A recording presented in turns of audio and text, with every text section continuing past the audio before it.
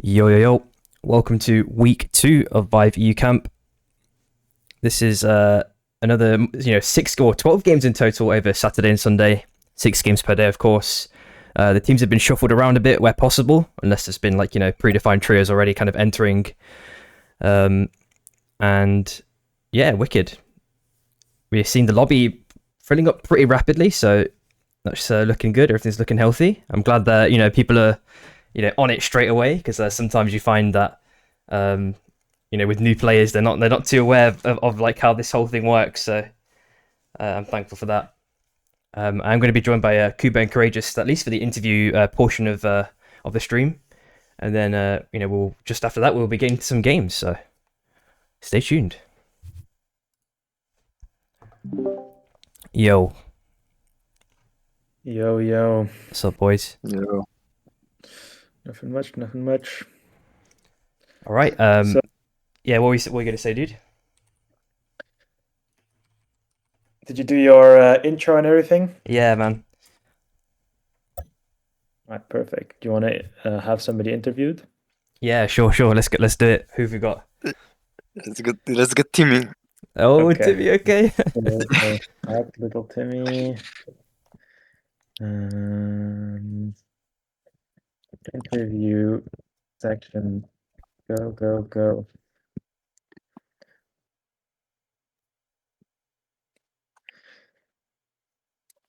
Who else?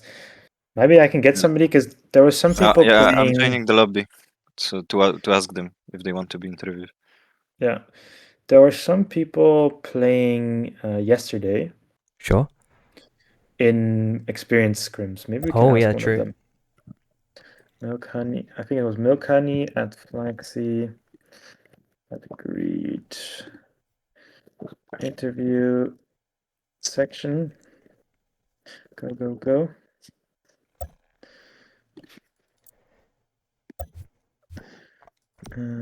Oh yeah, he's okay. Little Timmy's in. Oh, okay. Ready? Good. Go for it. All right. Hello. Yo, little Timmy, how Yo. you doing?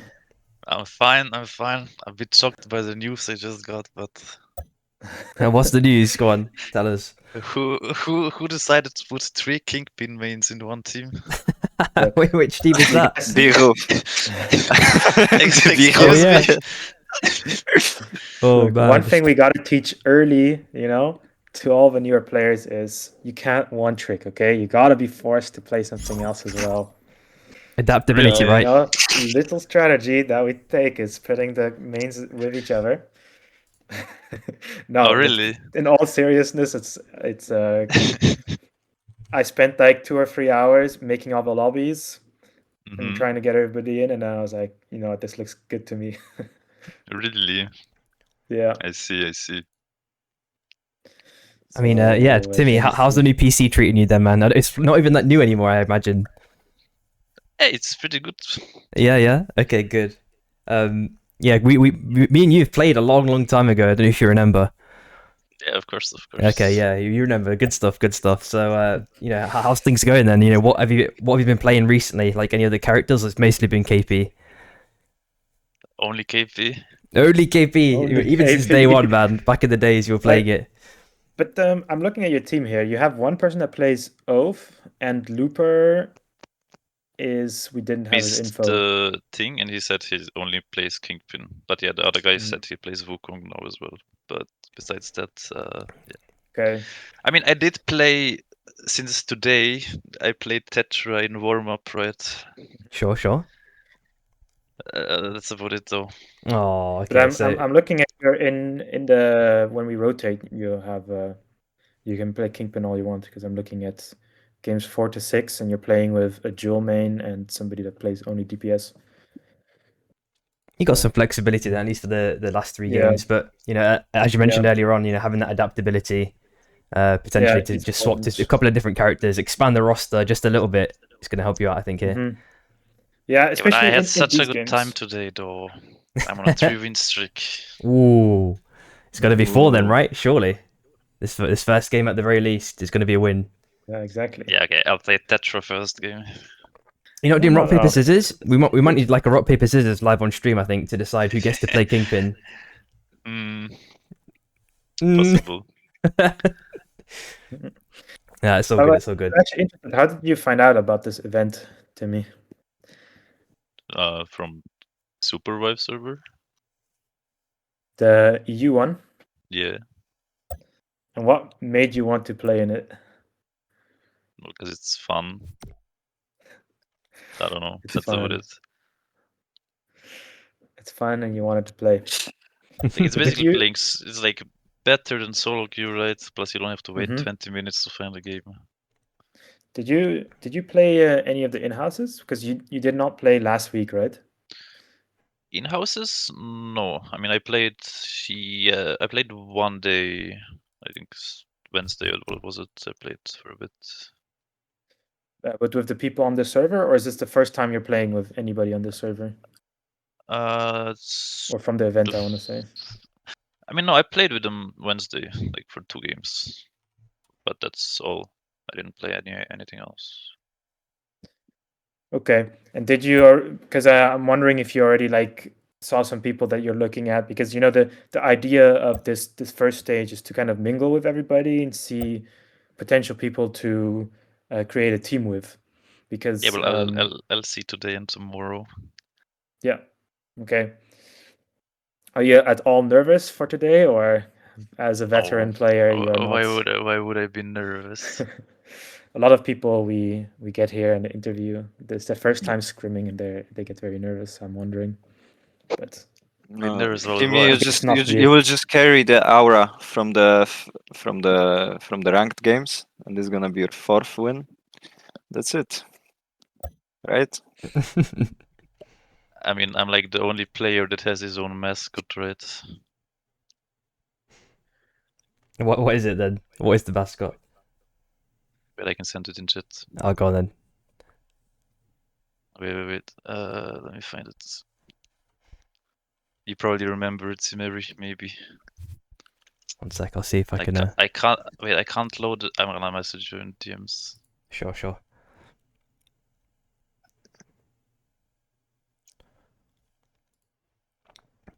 Trying to get some more people in to be interviewed as well. Yeah, now. no worries, dude. Yeah, Oh. I'm spamming the message, but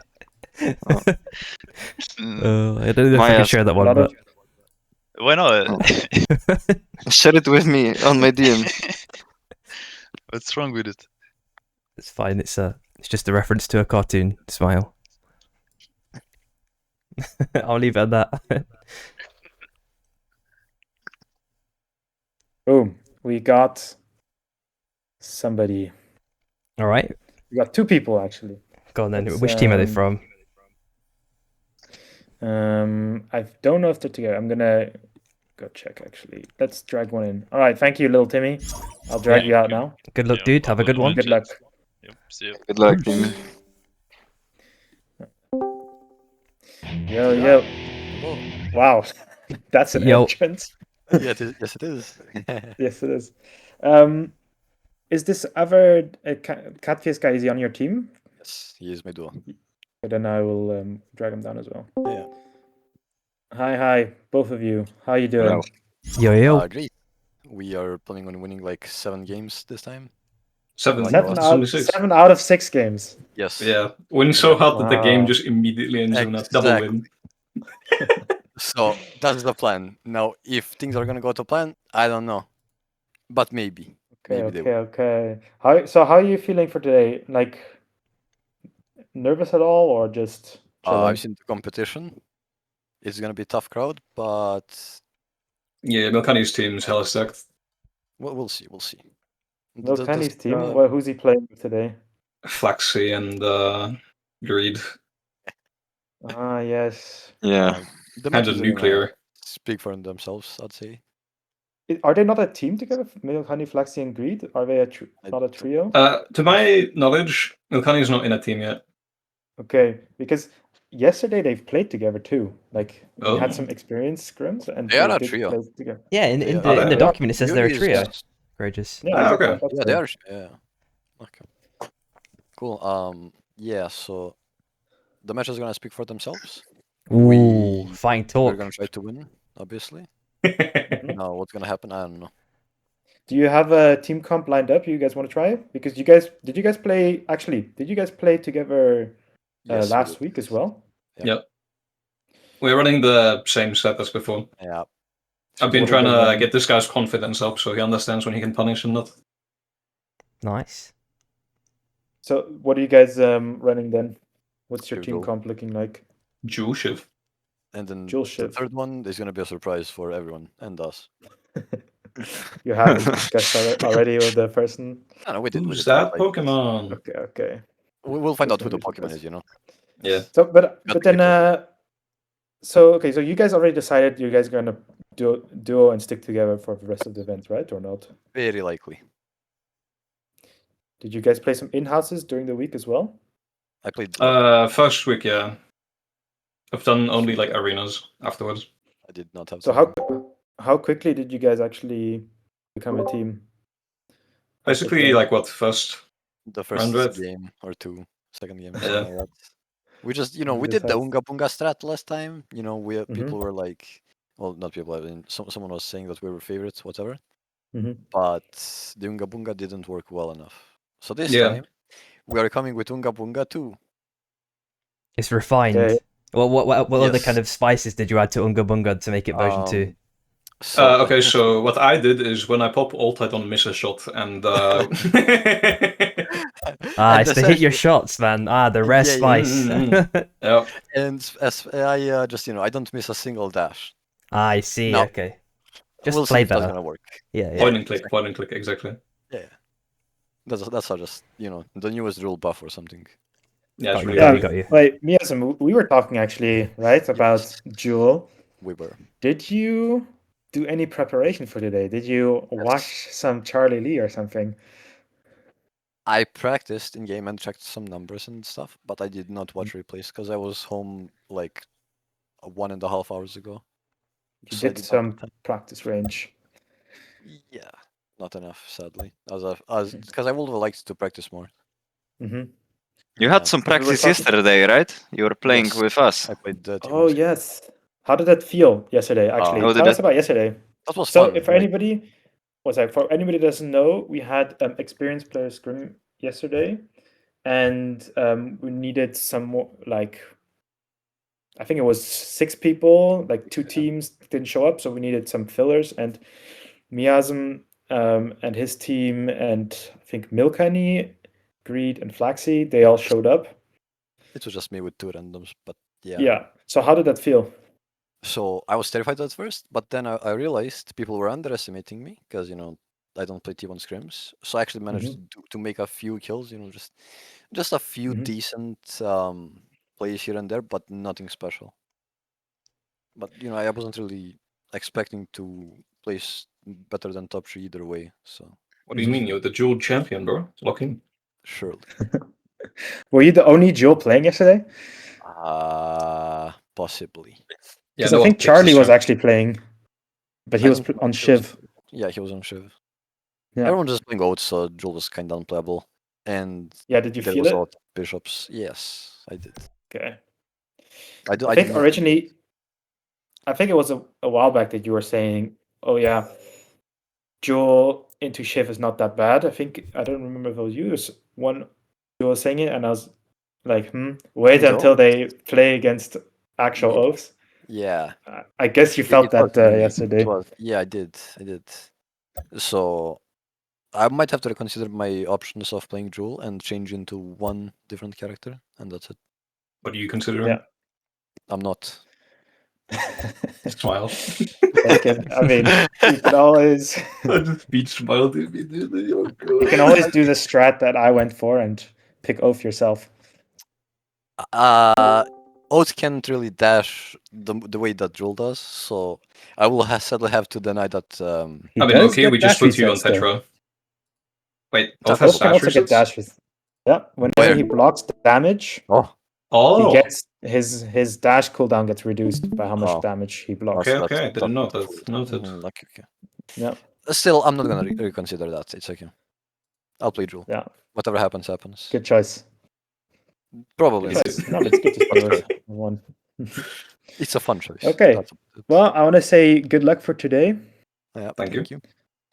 and we'll get in the next people to interview. Wicked. Yep. Cheers, guys. See you. Yep. Yeah, good luck. Okay, we have a couple people we can interview here. We have one train enthusiast. I don't know if you know him. Yeah, of course. Well, I don't know him personally, but we've seen him from last week for sure. Mm-hmm. So Maybe we should interview that guy. yeah, sure, I'm Be down a for good that. match. Yo, how you doing, Train? Hello. Are you prepared for today? I am, yes. I even took a shower. I cleaned my room just to get my. Actually, I don't know the English word for it. To get my system working. Yeah. And I So- just had some fun with my team in practice, so I'm in a really good mood. Oh, perfect. So everything's going well. Yeah, like the team that I'm quite surprised that it was the first team I was assigned to, and two really cool people, and we are all good at taking criticism. Mhm. I'm actually maybe a little bit too careful about choosing my words for them. Like I think I can actually be more blunt and honest with them. Yeah. And Atsu is even trying out Oath, the hardest hunter in the game. So we can have two comps we can play. So really good communication, nice people. I'm having fun. Yeah. So it's actually the trio that you ran with, because you already decided on a team, right? Is the Yeah. first trio you played with. Yes. Wow. So it instantly clicked. Yeah, it instantly clicked, and all three of us had the intention of asking the other people if they wanted to create a team. So Wow. yeah, absolutely no Whoever problem. created that lobby knew what they were doing, I guess. Yeah. But okay, you're talking to me about some comps. So what are you planning to run today, or what are your plans for today? We have two comps we thought about. We're gonna run both, is my understanding, but mostly the one we already played, like KP, Shiv, and Krista. And the other one we thought about was Oath, Sauros, and also Shiv. We're gonna run both. Obviously, Oath is really hard, and Atsu has been putting in mad work, as I understand it. Like they created a new account. They've been, I don't know, like when first time I checked Discord, it's like, I don't know, 11, 12 in the morning. I think for the past 3 days or 4 days, I've seen him playing Oath and on the new account, and he's just been fucking grinding. Yeah, that's a lot of effort. Yeah. Well, I hope we get to see some of that today, though. You will. Because we decided to play both. Yeah, because he's been grinding on the Oath, right? So Atsu is your Oath, right? Yeah. Okay, then I'll definitely take a look at his playstyle today, because that sounds very interesting. Because we don't get a lot of Oaths. I think last week we had maybe 1 or 0, so it'll be very cool to see a team with an Oath. But so you said Oath, Saros, and what was the last one? Shiv. Shiv. So then you would be the Saros, I'm guessing, right? Yes. So how much Saros have you played? Actually, quite a lot. I've played him on a release a lot, and then I got kind of tired of the bugs, and now I'm playing him again. And I think they actually fixed some of the bugs, but well, like, he's still a little bit of a mess. But I've actually played quite a lot. He's on master level 4 or 5, I think. Oh, nice. And have you guys tried this comp out yet, or not in Scrims, but in in-houses? Okay, and did it work out there, or are you guys still trying to get the ropes? We're still trying to get the ropes, but I think my shot calling was also at fault. So it's not purely mechanical or playstyle dependent. I think at some games I just made some really bad calls, and we died for that. Okay, so you're saying that you still need to kind of get the macro a little bit better, and you don't think it's the micro or the team comp? No, it definitely is. I just can't really say how much, because, well, my calls were bad. so I can't really say in what situations we actually got the ropes and whatnot. Okay. So then I would definitely say, record your games, watch them over afterwards. And tomorrow we also have a workshop, right? So tomorrow we have a workshop where you can bring in your recordings. And I think it is Little Meep and Blink, two very good players that will go over them with you in front of everybody, of course. So if you're embarrassed, maybe don't bring your embarrassing VODs. But it's definitely something, realizing what is going wrong in your gameplay is one of the hardest things to do, right? That takes a long time. But if you have somebody who can tell you that and can kind of guide you there, it skips a lot of it increases your learning a lot faster. So it's definitely something I would recommend. Yeah. And next week I'm opening, of course, so I think it's actually tomorrow I'll open this, but I'm opening the platform for coaches. So you can already be coached next week. So I think that'll That's really nice, actually. Yeah, I think that'll really work out for you guys if you're trying new comps and trying different things. But hey, thank you. Thank you for the interview. And I'd say if Samiri doesn't have any more questions for you, then I'd say good luck for today. Nah, I think I'm good. I think you answered a bunch of nice questions. And yeah, willing to see you on the battlefield, seeing how you get along. So yeah, man, I'm great hyped. stuff. All right. Perfect. Bye. All right, cheers, dude. Peace. Bye. So now you, Samiri, how are you feeling for today? Yeah, I'm surprisingly getting the energy up. I just made a second coffee, so I just had a shower as well before, so I'm pretty energized. Did my workout and everything, so I'm pretty pumped, man. Pretty pumped. Yeah, are you excited to see anybody in particular today? Because you also were there last week Saturday, right? Yeah, so Lobster, of course, with Cut Heist and Meism. It's going to be interesting as before. Flakes we saw as well last week. Timmy, of course, as well, because he's like an old friend. Oh, yes. Cat as well with Greed, Flaxy, Milk Honey. And Ranter as well, because I know that he's like pretty. There's another one. There's Ranter and is it Dowdzer as well, right? There's two of them that are like GMs. I think Ranter is a she, actually. Or she, sorry, yeah, my bad. Checking the. That's why I have this. Oh no, it's a he. No pronouns. Okay. Wicked. But yeah, those are the ones I'm looking out for at the minute.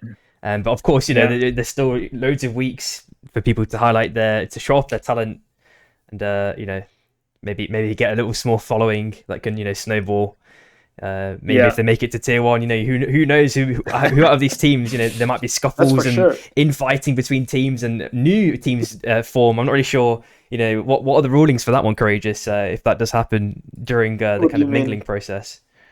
If new teams form and they want to play in experience scrims, is that what you're talking about? More so, let's say, looking at the, I've got the kind of calendar with, it's like wherever is it the stage 2 basically? Teams can still form, right, in those? Yes. But then afterwards they're kind of locked, right? Is that how it is? Yeah. Yeah, okay, exactly. So they're locked. I was gonna say maybe there's gonna be some sort of change up, even in that late period, but I don't know if you're gonna permit that or. You know what? We'll see what happens. Obviously, plan. Doesn't always. You have to stay a little bit flexible with the plan with these things, right? You can leave it, but for me, we'll see what happens there. Idea is to get, a fully fledged team, but obviously stuff changes. Drama can happen, and other stuff can happen where people want to change teams, and maybe we will see some of that. But we'll get there when we get there. Makes sense. Yeah, but I also wanted to say that. So yesterday we had some experience scrims with some of these newer players, and I do have to say they performed pretty well for much better than I would have expected. Yeah, from what I heard from them, in terms of the instant comments they made, they felt like immediately a lot more pressure, from all the surrounding teams, in their neighboring biomes. I feel like I could sense it sometimes, in terms of the way they played. Sometimes they would panic. In situations like in here where they might not panic, because people may not check the bush, for example. I'm pretty sure I saw Meism, for example, getting caught on Jewel when he was potentially safe in a bush, But those things are always going to happen. It's kind of unavoidable. Yeah, of course. Yeah, but I still think it's pretty cool that they wanted to play, even though they knew it was going to be very hard, and seeing them want to really want to improve. I think Yeah, that's exactly. one of the cool things to see, right? Yeah, you're really putting yourself towards the meat grinder, with the inside the tier 1 lobbies, and I feel like your learnings can be a bit more kind of tailored to your specific problems, because when you're in in a lesser skilled lobby, the amount of mistakes means that sometimes you might take the wrong conclusion from a fight or the wrong thing to improve. But in a better lobby, you're going to be like, it's specifically this mistake because everyone else is doing their job 100%. So that the whatever fault you're making is definitely the thing that's kind of the problem, if that makes sense. Yeah, it really shows the biggest mistakes that you're doing, right? It shows exactly. the big ones and the small ones, because in higher experienced lobbies, I mean, that's what I saw yesterday too. It's these little mistakes that you don't think are mistakes really get taken advantage of, Exactly. There was a lot of these situations where you think you're not overextending, but you are overextending, and all of a sudden, that new team that didn't know they were overextending is dead. But either way, I have to say the level of these new teams is actually much higher than I originally expected. I think they're doing a great job. They all want to learn very much. I mean, I could already see that by the workshop that I did on Tuesday, was it, I think? Where there was 40 people actively, asking me questions all the time. And I was like, wow, this is giving me hope for the newer generation. I mean, that's all you can do, man. You got to give them the ladder to start climbing, and give them tips along the way, and it's been pretty good. But yeah, we are pretty much ready with the lobby, and we're starting off game number 1, normal weather. Then I will leave you to it. Yeah, let's go for it. Yep, thanks, Courageous. Peace. Alrighty. Yeah, good luck, brother. All right, peace, Goover, man. Have a good one. Great stuff. All right, so normal weather. We had the interviews; they were really great. Getting to hear some of the latest thoughts from the players and their experiences, of course, with as we just mentioned, with the tier 1 lobbies, and we're finally getting into it, which is great stuff. I'm super excited, man, actually, because now you're going to start to see some of these improvements, these marked improvements. You're starting to see kind of what is it called? It'd be like a chain reaction as well amongst teams, amongst individual players. But not only that, it's we have a recollection of their initial plays at the start. When they didn't know A from B, and now they just they know the whole alphabet. They can climb the highest heights potentially now. I mean, they can only keep going up. There'll still be mistakes, of course, but there should be less now, I reckon.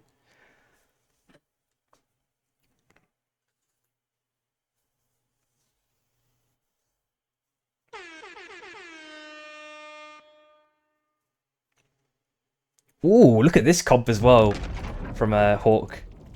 It's double healer with Eva and Illuna as well. That's going to be interesting. Straight off the bat, we're looking at Celerity and Red Book and Brilliance. So some nice pickups basically in the drop line. We've got Gridlock Armors on the right hand side, just out of zone, or out of the drop line, shall I say. And there was a Hudson as well, apparently, Space Vulture. Okay, so I need to be keeping an eye on whichever team that one is. I need to quickly flick through and see if I can find it. We see a Void as well, Le Piggy. Atsu on the Oath. Oh, there we go. Winning is for losers. There we go. Is anyone dropping close to each other, though, is the question on the right-hand side. It's not too intense just yet. We've seen some Skyshock migration as well to the right-hand side. Probably towards those armors, maybe. Wondering if Velati is going to be kind of having first dibs on that. At the same time, Burr are going towards Academy. Picking up the books for free, getting that level advantage potentially.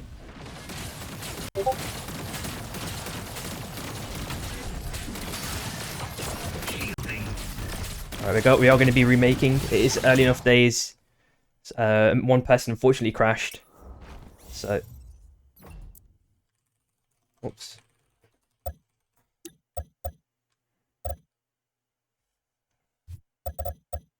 Just a second, guys. It was early enough that I could make the call. Just check something real quick.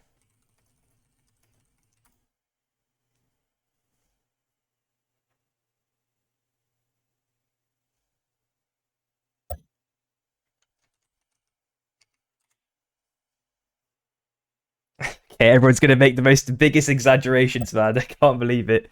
Oh god. Oh, it's like I solved world hunger, man, in the first day of Supervive. I made $5 billion, guys.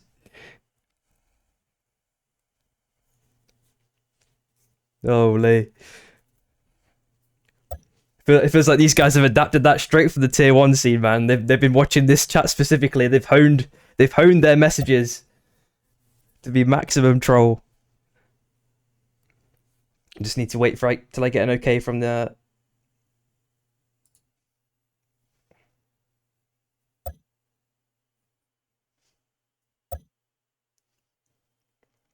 Should only take a couple of minutes, hopefully. Yeah, exactly, Baroof, man. Holy.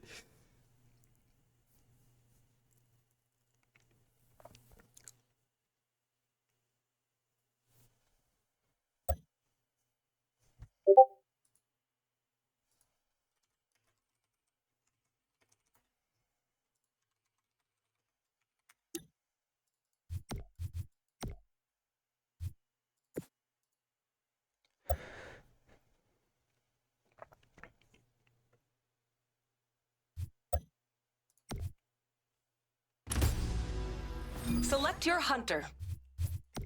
Relic, the only answer I can say to you is flip a coin. And flip that coin every second. And you still won't know what the result is.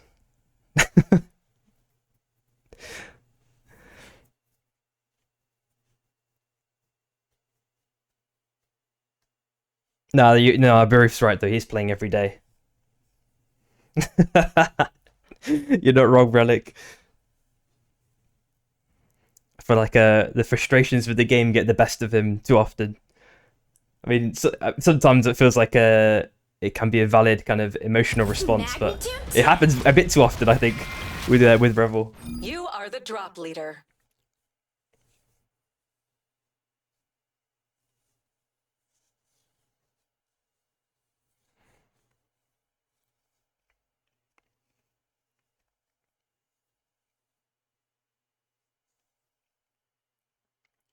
Alright, as we start again with game number 1, and I'm wondering if anyone's going to change up comps or anything of that nature.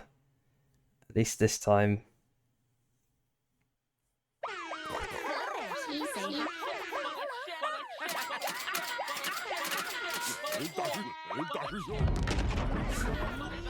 Does none have the Bebo emotes? Come on now. Yo, what's up, Revel? Hatchlings are spawning soon. Alright, so straight off the bat, we're looking at Masamune this time instead. Armors as well, potentially. Dawn Caps as well. Oh my god, this is a feast for so many teams. 3 teams straight away dropping onto... 4 teams make it. Going 5, okay, alright, just keep dropping there, guys, if you'd like to. I'm wondering how many teams are actually going to end up dead trying to fight for this Masamune or going for those levels. I think maybe Orange team might migrate towards Machine instead, so that's going to be okay. Get a little zoom out. Core actually getting slammed here. Mario on super low HP. Can he get out of it in this situation? Nope. And Cat Heist is applying a little bit more damage onto Winning. Oh, guess the... Oh, he could have nearly turned around there potentially, but I think the level 2 advantage makes things really difficult, and Lob are absolutely snowballing out of control. There's a finish coming out, a very risky finish. Train Enthusiast was trying to get a little bit of LMBs to, actually kill him before the finisher actually took place, but now he's back to full HP, and Training Enthusiast is probably dead here, potentially. Gets a little bit of distance with a dash. 80 strafes whenever possible, but unfortunately it's not enough. Makes his way through the anomaly, and now Tua there. Decent amount of damage onto Ryoji. Okay, Rogan does connect as well. A couple more LMBs onto Ryoji as well. Oh, gets a nice little right-angled anomaly. And now he's in Ori's face. We can hopefully make it out there as Miazum applies a couple of LMBs, trying to bomb a couple of mobs. Tenderize that shield onto Ori. There we go. And the stacks can start finally being applied. And he's still got shield. She's still got shield up there, which is not too bad. Oh, but the longer you wait here, you've got no team to kind of reinforce you, or the dash kind of scuffs at the last second on the rails. Velati's also applying a couple of LMBs onto Cat Heist. Can he get the kill though? Okay, Railgun seals the deal by Euphoria. Very nicely done, and that Abyssal Hatchling is likely going to go to Tua here. Lob do get the pickup on the Whisper at the last second, so they're going to be able to reset. But there is already a team in Academy, so Lobster, I'm not really sure if they're going to go down to the south side in this scenario or not. Oh, they're actually staying with this big level disadvantage. I really think this is not the right call here, but of course, you know, sometimes you got to learn that lesson the hard way. Seeing a dagger pop by Cat Heist already through that small kind of slither of space, but gets knocked out by a really nice spike grenade. And Velati sending in those LMBs in flurries. Miasm now also getting caught out, dashed down to the south side. It's not enough. And Raju just make it out through the anomaly full south side. And is likely to make it out. But at the same time, we're looking at Ori potentially in big trouble here. As Bear come down from an Academy. And hopefully Euphoria doesn't lose Masamune. The thing that they kind of fought for. Especially with the level advantage. Nice spike grenade into the wall, but doesn't carry it with too many more LMBs. Velati also trying to play a couple of LMBs whenever possible. Gets a little dash down to the left-hand side. Hopefully they can make it out in this scenario. There we go. Good stuff. I think that was the bulk of the action we're going to see, at least for the early game. I think things have settled down now a lot. We knew that Fish were also... They actually initialized their drop at Gridlock, but then rotated all the way around to Underrock. We've seen a couple of teams in the zone as well as that starts to collapse in. A couple of Skyshot pickups for Cam. Training these all the way down onto the heart now. So they've pretty much they've reset at rapid pace, which is really good. Hyenas as well. They're also getting their buys and grips and things of that nature. Maybe a couple of pots. Seeing 081 with a nice armor pickup as well. Ranta. Oh, he gets the spike grenade, but not really a full wall stun connection. But he can still apply it. Oh, Vortex Charm. Really nice connection there. Super nice stuff. And a couple more LMBs have been sent in by Ranta. Misses the Arcane Railgun. I was hoping that would be a hit there, but not successful. Double Myth pickup as well. We've not seen Myth, you know, that abundantly in the meta compared to how we once used to see her, which is really cool. And we flick down just below Wraith's Row. Looking at Euphoria. Looks like two have made their way out completely. Masamune is still in Euphoria's possession. And Ori's just biding her time. Looks like they're going to be okay in this scenario as well. As we flick back up, we're looking at Koi and Cam in this scenario, farming a couple of mobs. Or hook attempt nicely blocked by Atsu. Nice to see those kind of reactions coming in. And Hyenas there coming in. They're creeping from the left-hand side. But they don't have the level advantage that Koi do. Koi should really be looking here potentially a little bit. At least maybe at least put like a vision aid or scout the right-hand side first before trying to engage. Especially with the level advantage they do have. A little bit of poke happening here, but not too much else. As we flick down onto the south side. Bit of mob farming for day 2, of course. Level 7s. Relics are going to be available to purchase now as well.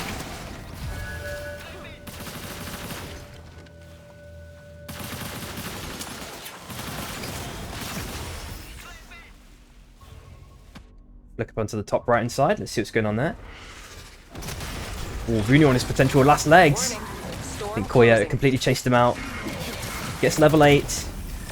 Saurus is hitting those RMBs. He's hit 2. The facial chains missed though, just narrowly.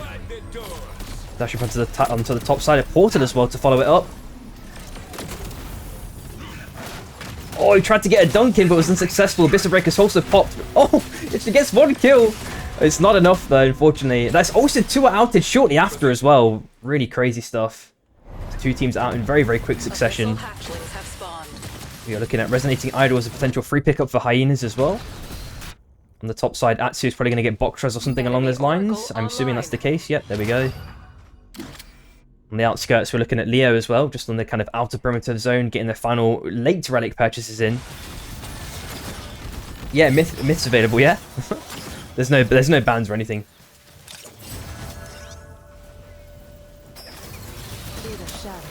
So Suncheese did get that Resonating Idol, which is potentially really useful in this scenario. I'm not sure about Festering though, but there's probably a way you can get value out of it, I'm guessing. Surely. Koya waiting in this bush. I'm pretty sure Pan already know that they're there. They probably saw some sort of audio cues.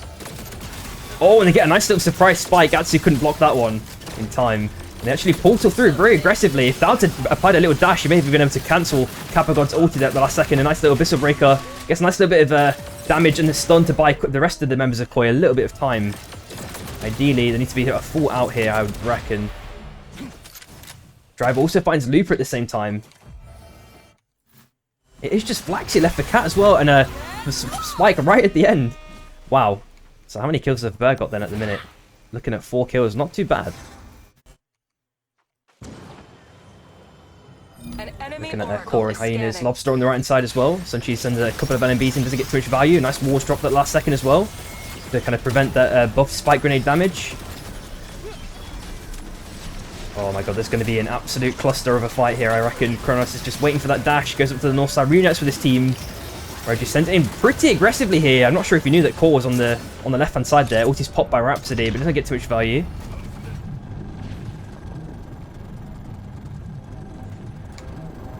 Chief, I'm not even sure not many people know about how to abuse the bug from what I've seen. But I'm not going to tell anyone, of course, as well. I'm pretty sure you can find out for yourself, to be honest.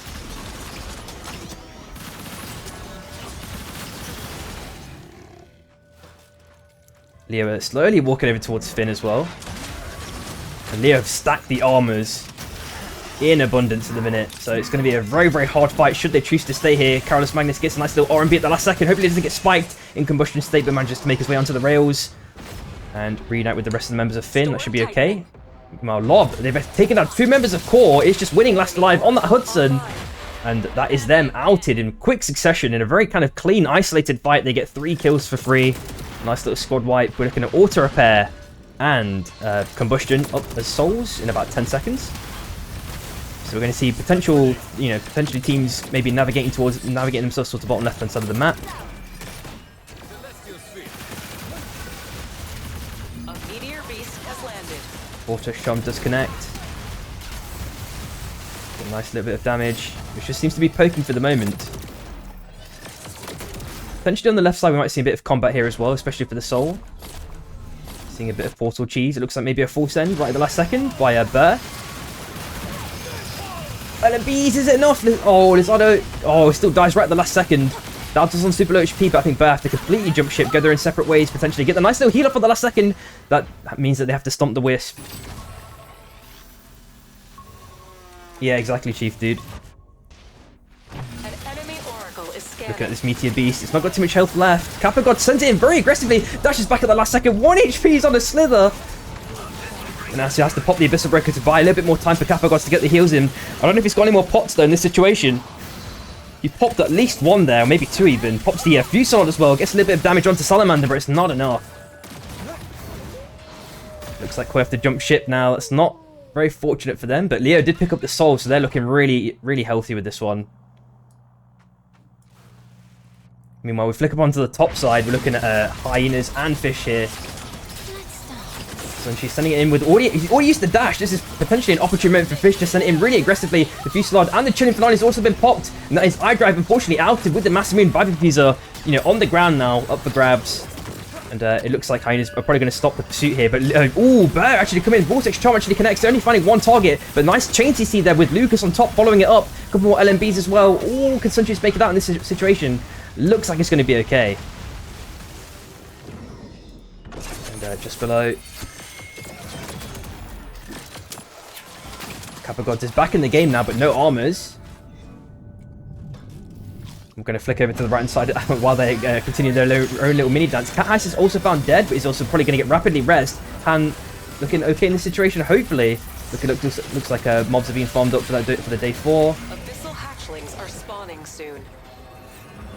Enemy And aside from that, Oracle things are potentially calmed down. I think Hyenas are considering how they can get this res off. There is obviously one not too far away on the right hand side. Oh, Rebel. Oh, thanks, dude. I appreciate it, man. Yeah, I couldn't really control the ads because of the game disconnect. It kind of scuffed my timing there a little bit. Thanks for that, dude.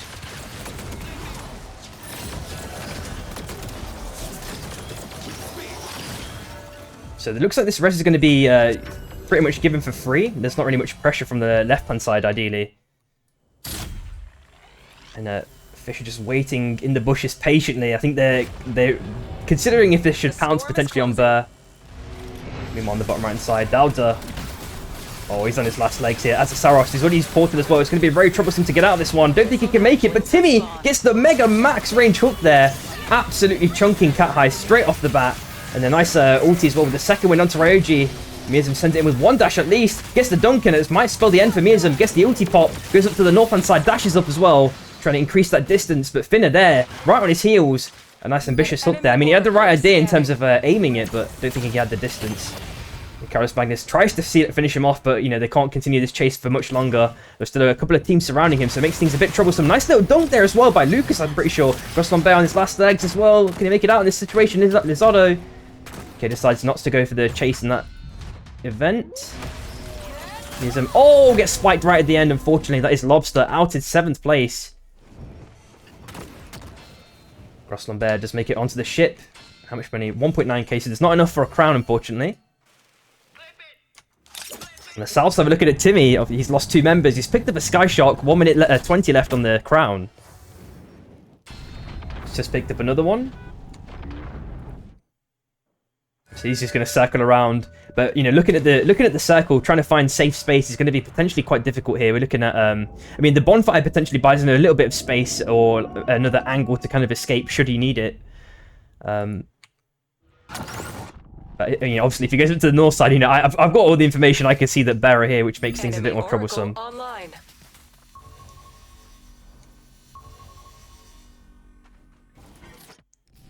So the other question is, there is a crown here, but that's being guarded by it's not really being guarded. It's just kind of close to Coyote. We're looking at Revival as well in about 55 seconds. And as I mentioned, it's that north circle up, 30 seconds left. I think he's going to be able to get this one to pop because Bear have already rotated around. Trying to find any last mobs to get a little bit of extra XP. So just looking at levels and armors. Level 11. Econ is not looking too healthy. What about Leo? They've got decent... Ooh, they're looking pretty healthy, actually. Arms are looking really good. Red perks in abundance. 5 seconds left for Timmy. 4k for Rhapsody. Not any more money farmed up for Gross Lambert. He's found a Sky Shark, though, so... There we go. There's a nice little crown pop. Nicely done. Yo, what's up, who this? Oh, on the south side. Oh, I think Gross Lambert, he's been forced away by Coyotes now. Training Enthusiast is just chilling on the little mini island. It's gone CCTV mode. There's 2 crowns as well, and the Orb of Revival, so maybe Gross Lambert can go for that. I'm not really sure. There is I think that's the one angle to go for, potentially, because he knows that Coyote is guarding this, at least this island, this big piece of land.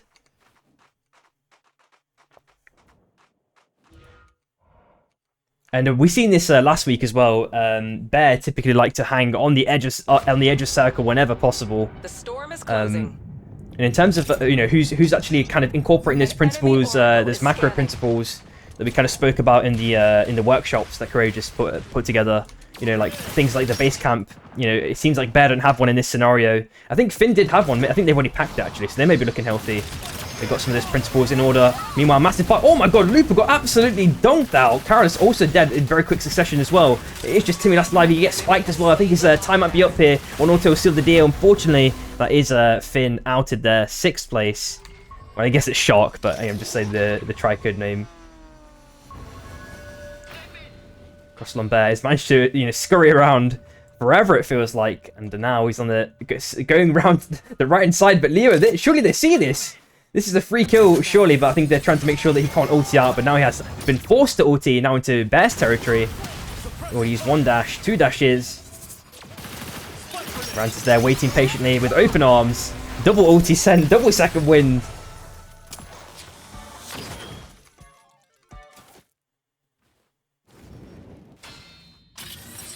Four teams left now. Circle putting up to the north side. Coyote's chilling super duper on the south side. They just give Hyenas a lot of space to kind of roam around. But Coyotes kind of need to have the same kind of ideology in terms of how they take this fight.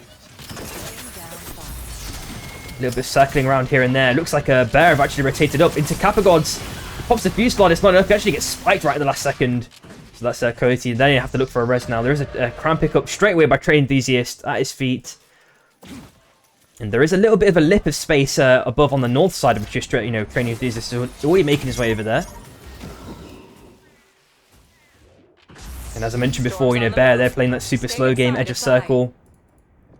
The only problem is, of course, you're not going to... Well, I mean, they've already got a decent amount of kills, over 11. Or 11, shall I say. They're so very popped by Atsu to kind of guarantee himself a little bit more space along with Train Enthusiast. Nice popped.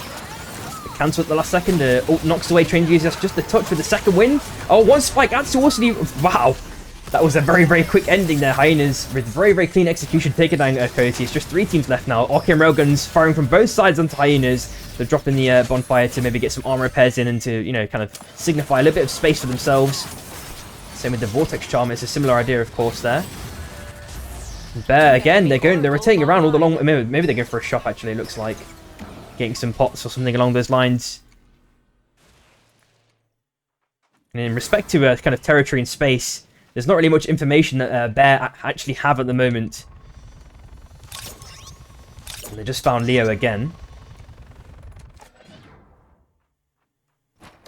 Hyena's actually dropping some walls here and there.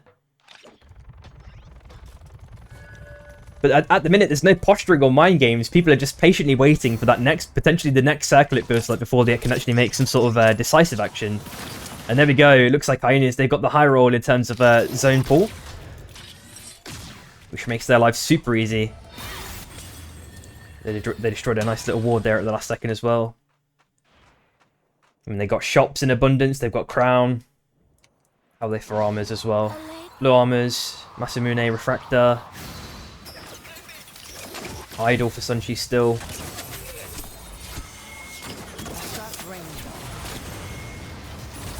Seeing a bond drop by 081. And Bear are slowly creeping up now. But this is the thing, I feel like, you know, they should be at least poking or checking. You know, you got a ghost here. It's like an opportune moment to just get a couple of cheese arcane railguns. Maybe you can force someone to use, you know, either to get out of position or use some more healing.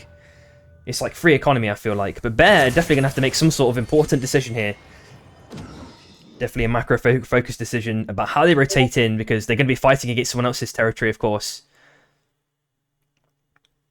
Especially with the bonfire being so close here on the left-hand side. And obviously, if they rotate straight through the north, you know, there's 2 teams here. It's a lot of damage they're potentially going to be taking, even though the wind tunnel can kind of potentially supplement some of the damage a little bit.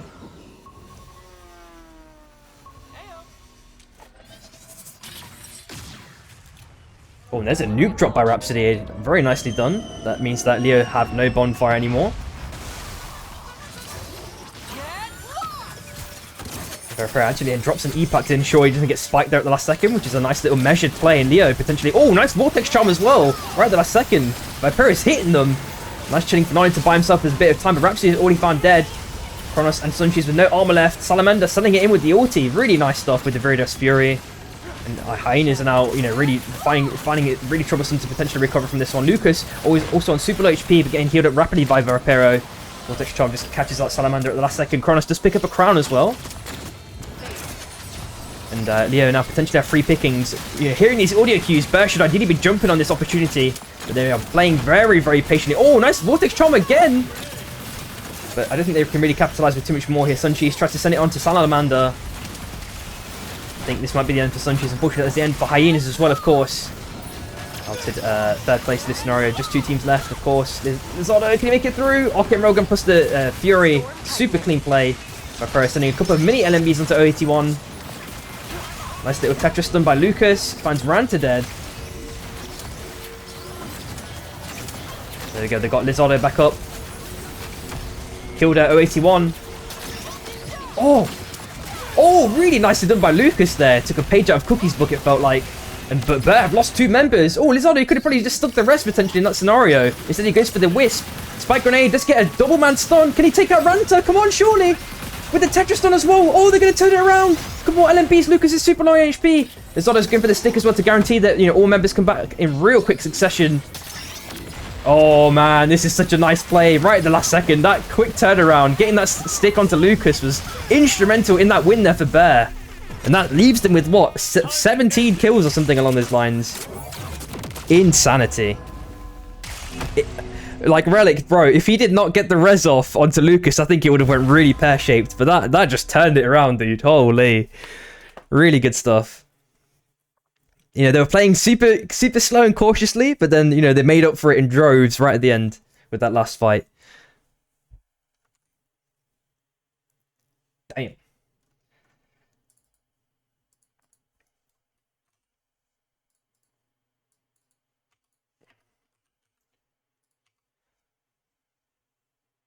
Yeah, exactly, Relic.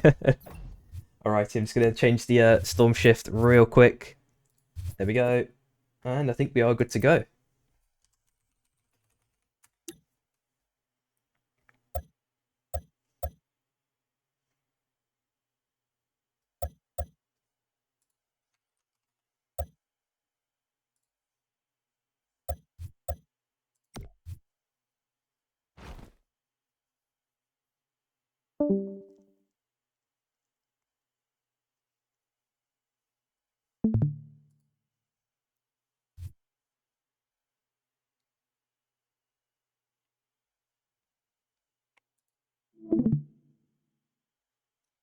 Magnitude 10.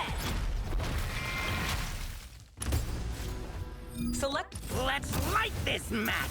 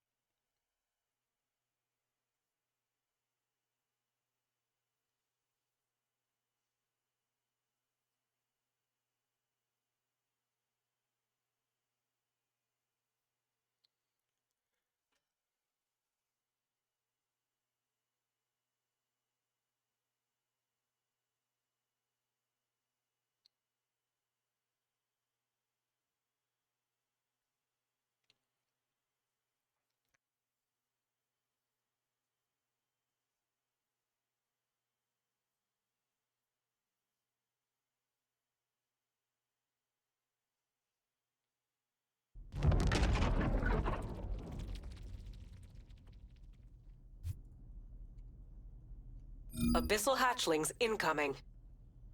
Yo, welcome back everyone, just in time. So game 2, Armor straight away on Imhotech. We've got Brilliance as well, not too far away from that one as well. We've got Discount Sigil on Prismaphores, and a bit further to the left, if I can get it's Devastation, I'm pretty sure. So that's a potential opportune drop pattern potentially for like an Imhotech drop going down to the south left-hand side. That's going to be pretty awesome. We're looking at 2 teams dropping there straight off the bat. It's going to be a Pan and Lob getting their farming respectively. There's not that many mob camps, of course, in this biome, so... Oh, but they get the armor pickup straight off the bat, which is a really nice high roll. Hopefully Lob can do the same here as well. Apart from that, I think most teams are actually playing very, very separated from each other. We're looking at Bear with a massive, massive long rotation towards Academy. Maybe we're seeing a pattern established here in respect to this team. Well, we flip back onto Imhotech. It looks like, you know, the action's fully unraveled here. Mirzum has to dash to the left-hand side. They get the stun combo onto Dalton, but they couldn't really follow it up. And Mirzum might be on his last legs. He's trying to 80 strip as much as possible. It's not enough, unfortunately. And we're now looking at 2 orange armors in possession of Pan. Cat Heist is just... is he going to get a bit more XP, hopefully, or do something else? Maybe they're just going to go for a res. Hey, I remember the days where you used to be able to get a res off in Imhotech. They used to be the rotating ship. So shout out to those old days. But of course, with the map change, they kind of removed that.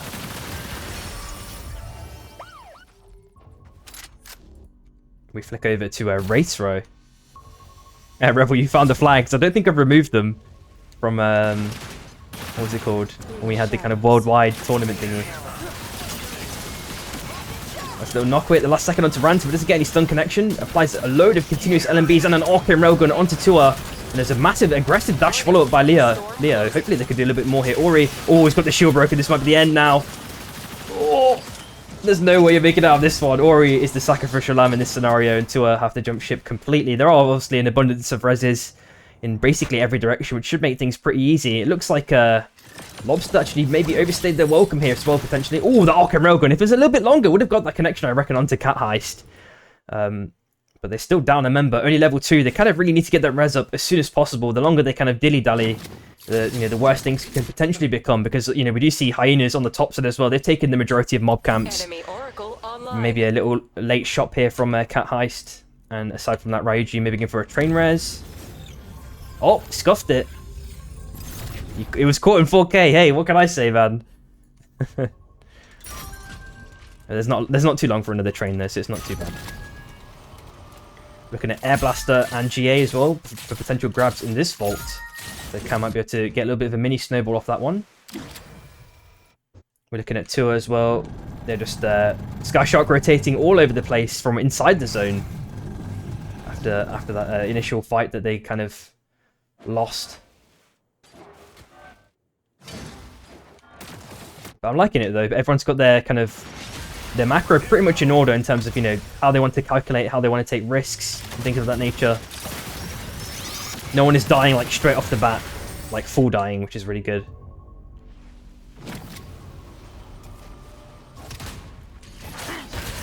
But as teams continue to get better, you know, fighting for that territory is going to become like so important. Like that you will need to people will need to drill that lesson into themselves, because that's the thing I see people fighting over the most. You know, even over like one mob camp, that can just spark a whole fight.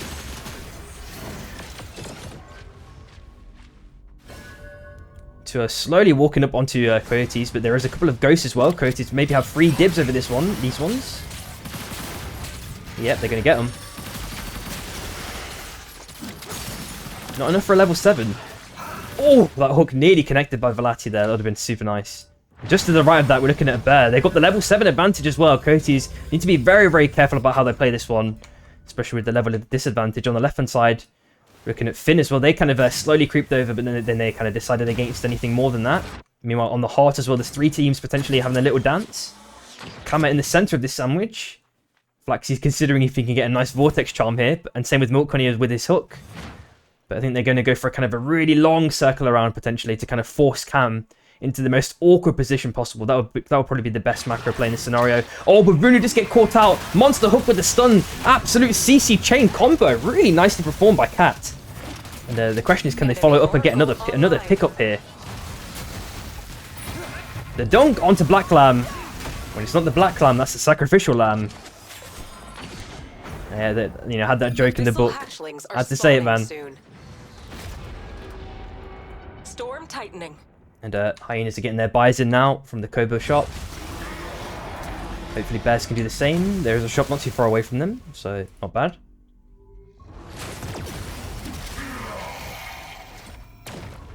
I mean, fish have like basically some of the nicest biomes up for grabs, it feels like, in the majority of their games. At least at the start. We're looking at double level 7s now, of course, for Leo and Koi. But they decided not to have too much of an aggressive fight. But if Koi did, they're not all double relics. It's only only one member's missing double relics. Ranta's getting a little bit of armor repairs in as well. Seeing a couple of teams kind of hovering around in Koba, but nothing more than that at the moment. On the right hand side, we're looking at a lob. We know that Cat Heist managed to, or one of them managed to maintain the armor. Maybe they swapped it around a little bit. 081 has been found out, has to dash away, takes the win ring as well to the left hand side. We flick over to Iron Acres. Uh-oh. Cat Heist might be in a bit of trouble. Sorry, Cat might be in a bit of trouble here. Gross sends him with a very, very aggressive ulti, but the Vortex Charm just connected at the last second. But I don't think they can do too much to follow it up here, honestly. Hook! Oh, the connection. Oh, he's got the nice dagger away as well. Very nicely done by Drive. I think Cats are going to be happy just taking down one kill there for free. Kappa Gods finds Timmy as well at the same time, but they're already making their way to Koba, so that's going to be a free res. Hyenas and Bear. Rhapsody sends it in quite aggressively. Oh, the Arkham Railgoods and LMBs from Vipero leave Rhapsody with half HP. Ranta finds Flaxy at the same time. Oh, it might be a massive engage potentially by Leo. Greed on 1 HP. Hopefully he can make it out in this scenario. But Ranta's already got the dash. LMBs gets the spike onto Greed. And that ensures his death. Milk Honey last alive now. Waiting for that next train to rotate in. But Cam, they're also super wounded. I don't think they've got any food as well. So there might be a potential scuffle down on the south side. Flakes has found Euphoria. Flakes is continuing to find those RMBs onto Velati. Got him half HP, nice little ambitious hook by Velati, buys him a little bit of space as well, of course. Yuri sending a very aggressive dash down onto Ori. Hammers are coming in whenever possible, but I think Ori's time might be up rapidly. She's panicking. Please make the train, but Milk Honey's there! Oh, even with the squid tech, it's not enough, but Flakes actually knocks off Ori. Oh, sorry, knocks off Milk Honey. Unfortunately, Ori cannot res that. Being a wisp. Yeah, I think there's at least one Hudson. I think it's winning. Winning is for losers. I think is his name. Velati's been forced away. Last alive for Tua. Lob taking a relatively slow approach after their kind of wishy-washy early game. I think they're just trying to stabilize if possible, which is a very valid technique to try and get back into the game. Space Vulture, you got an agenda against the Hudson players, right? I mean, he was really impressive on an open beta. I'll tell you that much. Oh, but the life dice to the world, surprisingly, right at the end. I'm wondering if it was an air blast kill or something along those lines. That's just to pop the Abyssal Breaker at the last second. It's on its last legs. Oh, just the right of that. Oh, we're looking at Hyenas also slowly wandering over with the KP. Actually, as he sends it, I wonder if that's a little bit of a miscom. Suncheese tries a bit of an ambitious hook, but the island is wide enough to provide them space to AD strafe there and be fine. Looks like Leo got the Soul for free as well, which is a really nice pickup. Just to the north of that on Koba, we're looking at Finn. It is nighttime, but Finn and Cat aren't really doing too much to each other at the minute. We're seeing a rotation by Bear as well. And Pan is slowly walking into zone, but they got double armors, red pecs in abundance.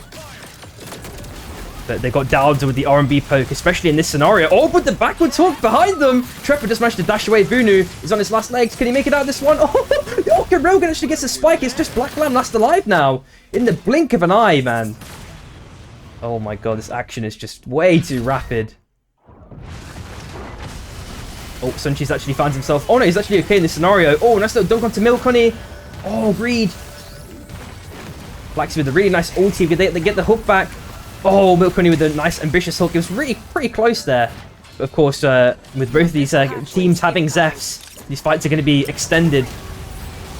Oh, nice little EMP nade as well. Catches Milk Honey and Greed's armor. Which is definitely going to make the fight a lot more difficult. But Milk Honey's got an abundance of repairs. He's already back to square one pretty much. Hook there nearly gets the connection. They've also dropped the Chonker as well to guarantee a little bit more space. Maybe they get a surprise little cheese stun onto someone. And Hyenas have been forced onto this mini island. Meanwhile on Cobra, daytime. Who's got Air Blaster? Oh, Vunu's trying some hooks as well. No one's bought Air Blaster just yet. Is Train going to go for it? I'm wondering. Okay, maybe he doesn't have the money for it. Let's see. Oh, he's super poverty at the minute. Yeah, Milk Honey's crazy, Chief, dude. Holy. Even last week we were seeing him hit those hooks very, very consistently.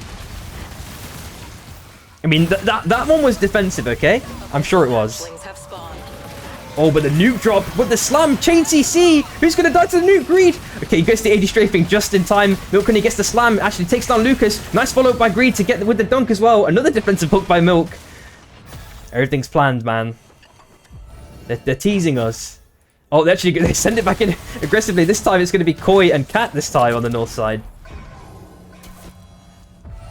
They got attacked from behind, but they managed to recover really rapidly, get a bit of maybe some econ from those boxes.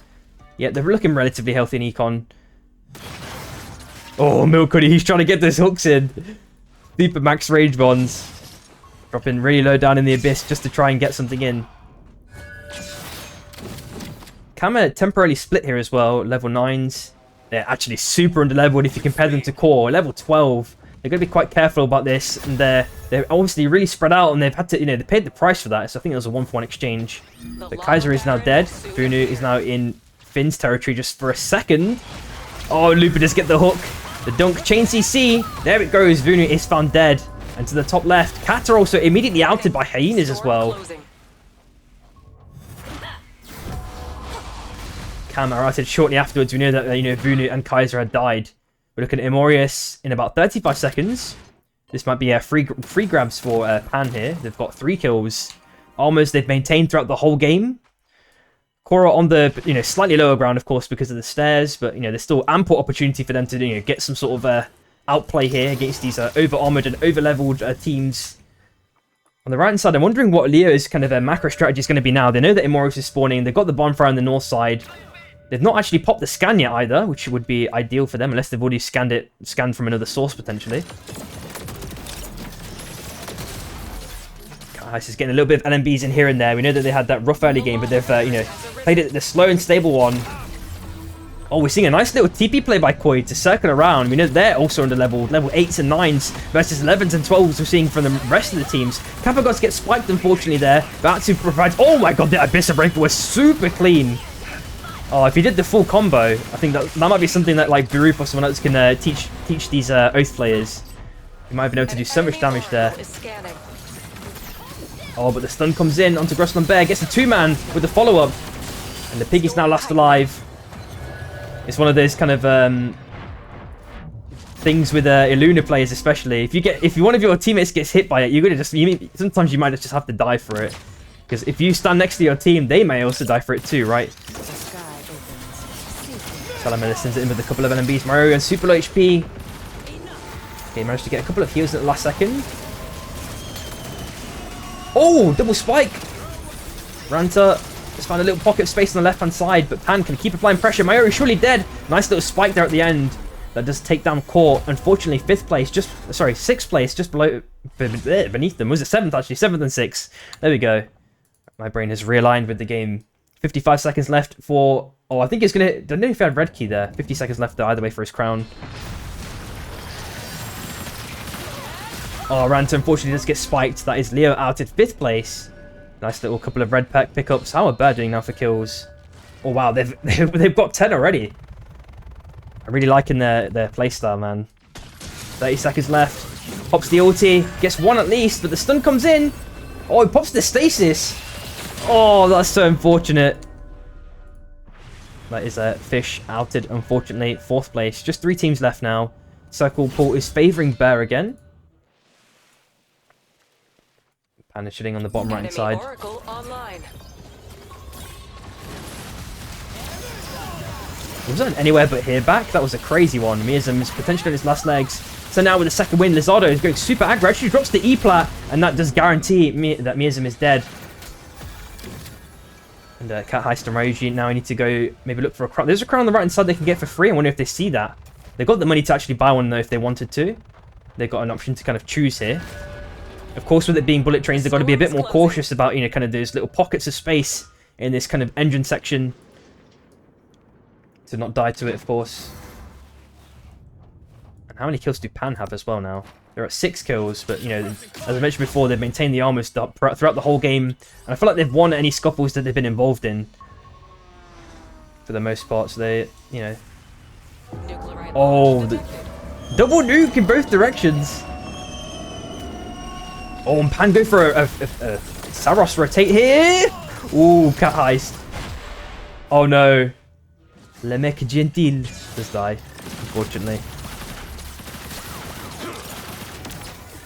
Cat Heist has found that little pocket of space, can just pop the dagger there and just, you know, kind of keep wandering out just temporarily. Surely I'm going to get a comment from Beruf like, you butchered that name, dude. I'm sure someone's going to tell me. Ryuji's trying to fight for her life. Alright. Oh, can I make it out? The dunk! Oh, Lucas, man. He's getting kind of clean with it, man. Oh, and the spike right at the last moment with the crown. They actually get the pop. So Pana back as a full 3-man now, which is really good to see. And I'm wondering how Cat Heist 3k. There is a shop there, but maybe it's just a wait till Now you go and buy it. There we go. And are there any Saros players left? Yeah, there is. Downs are still alive, so you can see some crazy potential rotations here. Another nuke is dropped down. Can go down to the south side. Oh, a nice little air blast onto the strike. But there's a portal through, so Downs are going to be completely safe in this scenario. Gentil, unfortunately, just get spiked right at the last second. So Pana back to a 2-man team. Oh, okay. Downs are just even the playing field. He goes in super aggressively onto Vipero. There's also a back for reinforcements. Trepper just get 1 kill as well. Lizardo on his last legs now. Trying to fight for his life. A couple more LMBs might seal the deal. Goes in for a super aggressive dash, but Pan completely turned that one around, taking down Bear. So now it's just 45 seconds left for Cat Heist. And can Pan do the box res? Oh, it's going to be out circle now. It's not an opportunity anymore. Unless they've got a 2-way. Nope, they're millionaires. They can buy the res. Okay, Railgun does get the spike. They definitely, sorry, just get the hit. They do know that Cat Heist is here 100%. We are seeing a chunker being dropped as well. A portal play by Dowser as well. With all 3 members back. They're sending it in as aggressively as they can. There we go. They do seal the deal right at the end. How many kills is that to seal the deal? It's 11 kills from Pan. Really nice endgame from them. Good stuff.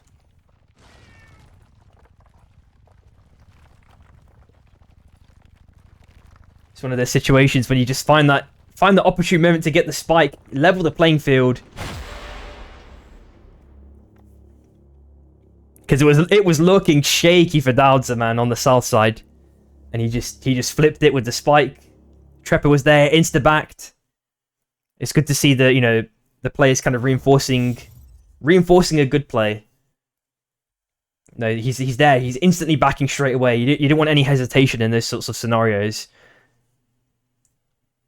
Alrighty. Just need to quickly update a couple of things, and then we can get into game 3. So this one is going to be Unstable Portals.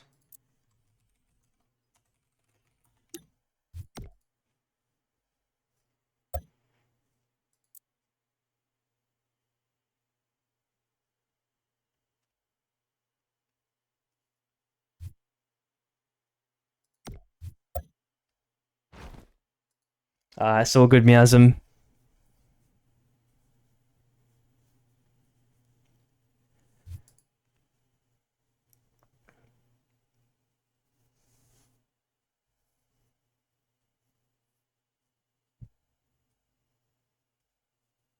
Magnitude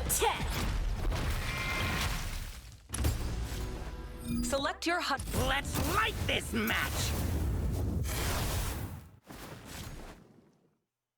Void, there should be 3 more games. I tried to keep the score updated on the bottom left-hand side. But let me know if it's out of date. But yeah, this is going to be game 3. So there's four games left in total, I guess, including this one.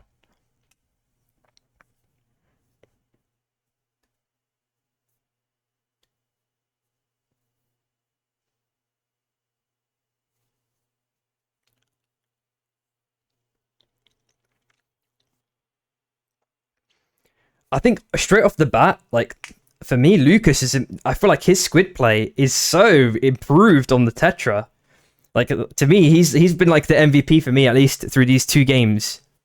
Like, he's had a lot of memorable plays with the squid dunk. And I like that Bear in total are combining their CC really efficiently to just chain stun someone, guarantee the kill. Because I was mentioning before last week. And maybe other people have told people about these specific combos to utilize and how to maximize the efficiency in certain scenarios, and they've done it. It feels like they've capitalized on it real quick. Just to check something. Let me see. Okay, I'm gonna have to restart this lobby, unfortunately.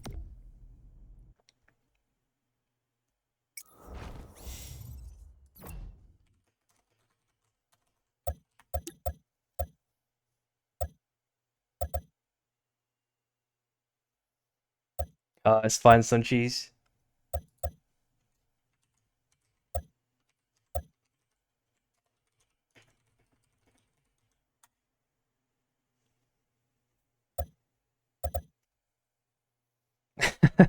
Everyone's gonna hope for the most opportune spawn when possible. Yeah, 2D seed, I think, Revel, you're right. Oops, I didn't mean to type that there.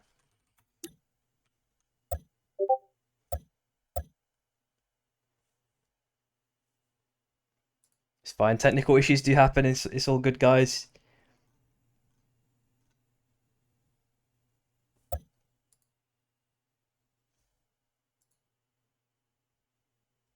But yeah, as I mentioned, yeah, Lucas to me has been the one that's like instantly I've seen the improvement from like week to week. That's been like a marked improvement in terms of the combo. Okay, Flakes, I might have to run it then. Since you asked so kindly. I mean, I'd probably need to do it because otherwise it will scuff and then it will start, it will do it when there's a game, when the game's on. So, BRB guys.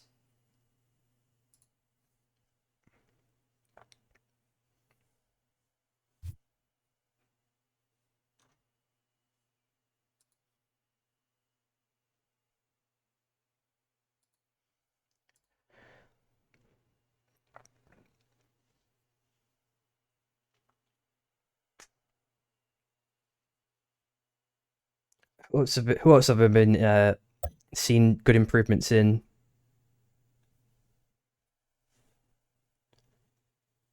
I like the E-plat plays as well. I like that people have these reaction times.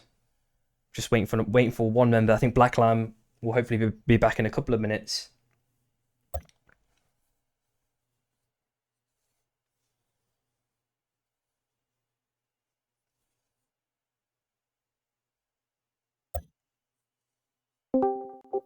I'm noticing some technical difficulties. Yeah. Maybe a quick interview while we got these difficulties, or you got it? Yeah, if you reckon there's someone here, then that can. I can shoot my shot at a team. Is there anybody in particular you want to talk to? Just probably Lucas. That's the one that stuck out in my mind the most.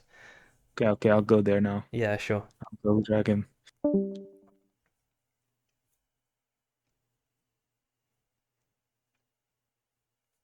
And of course, Timmy was hitting those hooks too.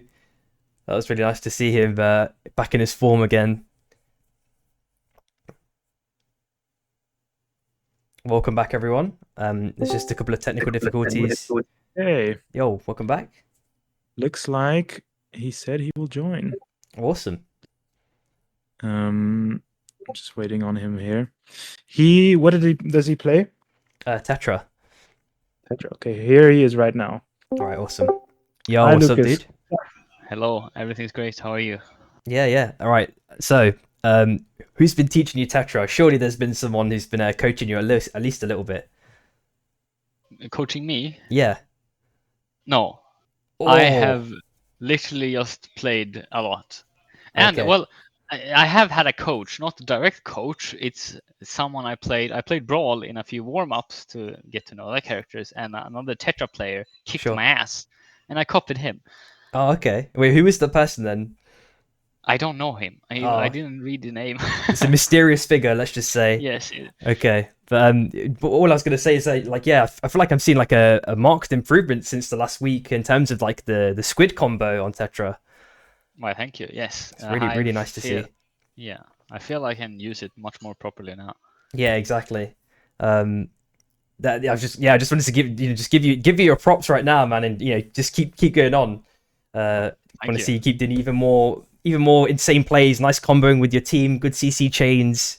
I think you got it down already pretty much, but That's good to hear, because when I play, it feels like I'm doing, like, I don't know what I'm doing. But it's working, man. You got the sauce. Yeah.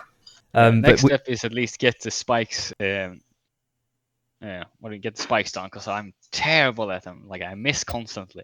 Nah, you got time. You're all good, man. But we are back to a full lobby, yeah. So I'm gonna have to get you back to your team so we can carry on with these games. Yes. But I appreciate you for joining us for a bit. Of course. Thanks, dude. Thank you.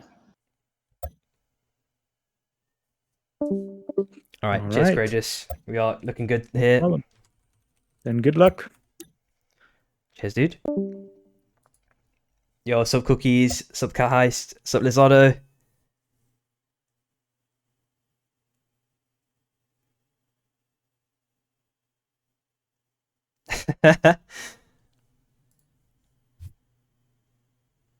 All right, hopefully things don't scuff this time. Select your hunter. Let's light this match.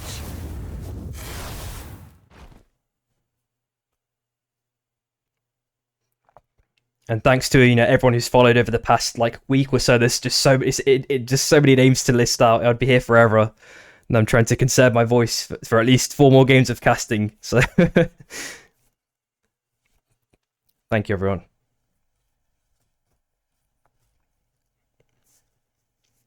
And even if you're like busy today and you can't really watch everything, of course the VOD will be available. And tomorrow at the same time there'll be another set of scrims, another set of 6 games. So feel free to hop on by then as well. You are the drop leader. This is kind of like the last.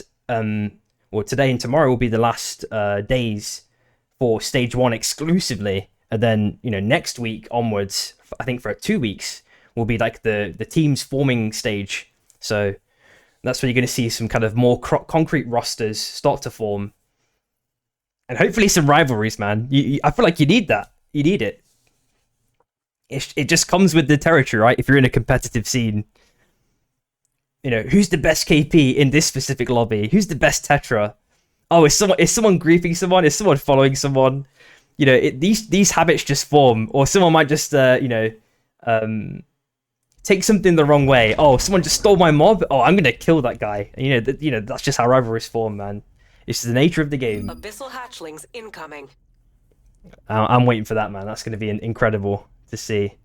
But we are heading into game 3. Hopefully no technical issues this time. Masamune all the way at the end of the drop line. Almost not too far away on Prisma as well. Dawn capped as well potentially for, who is it going to be in this case? Koi and Cat potentially, depending on how they want to rotate this one. Of course, if you take the Sky Shock rotate, that might be the fastest way to get there. It looks like Koi are taking the kind of, walking route, but that's still going to be decent, I think, in terms of timing.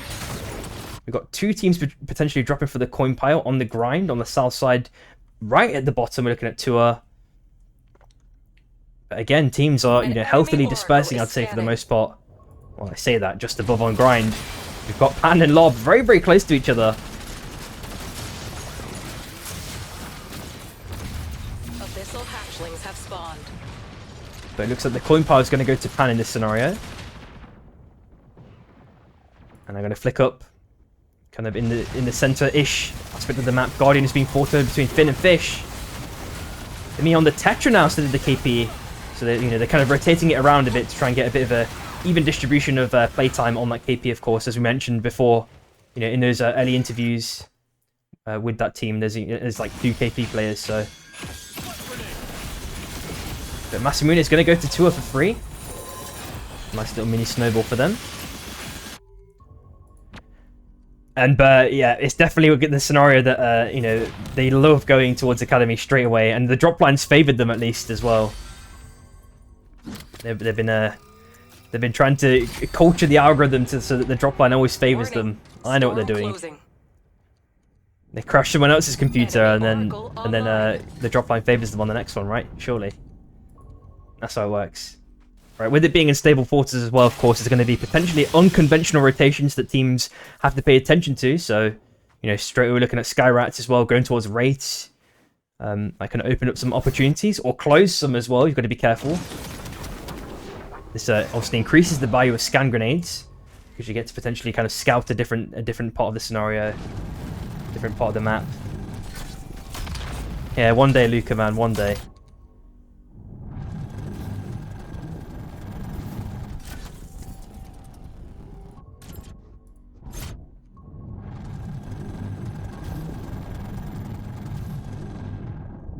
Seeing some late rotations in, so I'm assuming Koi got they got all the armor, so they're looking super healthy. Are Cat going to take any leftovers? Nope, they're just going for a Sky Shock rotate down, or late rotate, shall I say? They have to back. That's fine. When they're in the circle, of course. Oh, is he going to die in this scenario? Nope. Sky Shock does allow him to just slither through Bear.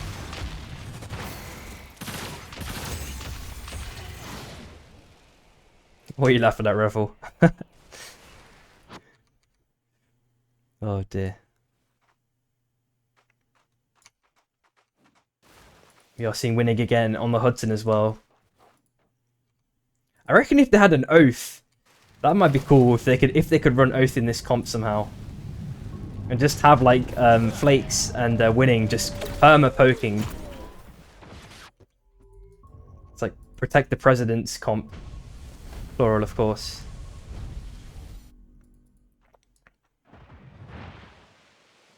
So Milk Honey is double relic up. For Cat, Flaxy has what's it called? Wildfire. Bear chilling, waiting, maybe just for day 2 mob resets. Get the relic pack. There's at least 2 shops I think to get relic purchases in. Online. Looking at a teleporter in a new position now, or is it the same one? I can't remember anymore. That's the same one, I'm pretty sure.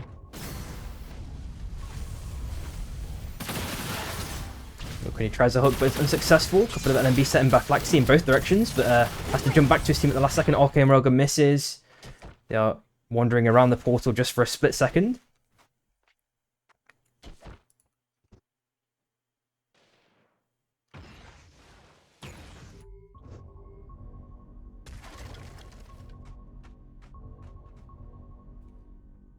We're hearing the scans come out, I feel like, from numerous teams.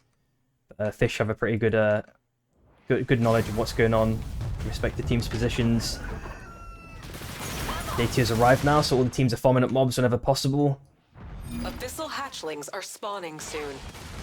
And I feel like there's going to be a fight on this top left-hand side at some point very soon. Maybe on Prisma, maybe. I think Pan are completely fine, free farming forever. No one is going to go towards them. We are seeing a unstable rotate as well by Lob. And Greege actually finds one member of there. Lucas actually found dead, surprisingly. And it's going to be quite troublesome for them to potentially, you know, resuscitate their last member again. They walk into us train enthusiast. He's looking to get a hook in whenever possible, of course. On that KP tries one, but you know he's lost that window now. Go to the top side. Rizardo pops the ulti. Very ambitious. Couple of LMBs. Atsu now on the Krista. Yeah, Cookies. I don't know. We tried to teach that in the macro, right, Cookies? But what can do? I feel like most teams have done it now, though. Surely. Oh, seeing a couple of members of Leo. Is there a shop nearby? Look on the top left-hand side. Looks like Atsu is found dead. Like Krista. They've lost one of the armors. Res attempt. They do get it off successfully, but there is a nice little stun by the Eva for the last second. So Kronos there.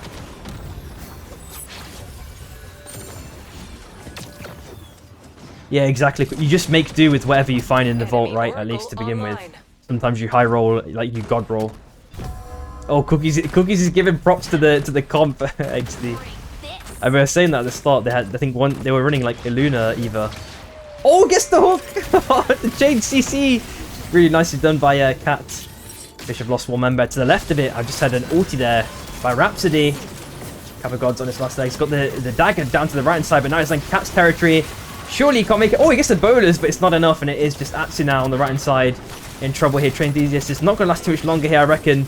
As the LMBs keep being sent by Rhapsody. He gets the oh, actually survives that one. Oh, the Fisted Chain connects. Unfortunately, that is Koi outed. And then iDrive is, you know, the last member of Fish. They get outed too. Look, he tries another little hook. Black Sea. Oh, it's a nice little disband on the car. Some of Napalm was also dropped. Can you use the momentum? Oh. Yeah, we've seen some tech with you know, maximizing the momentum, getting the dash. You know, well, I think the dash was off cooldown. That's why you can't really do too much with it. But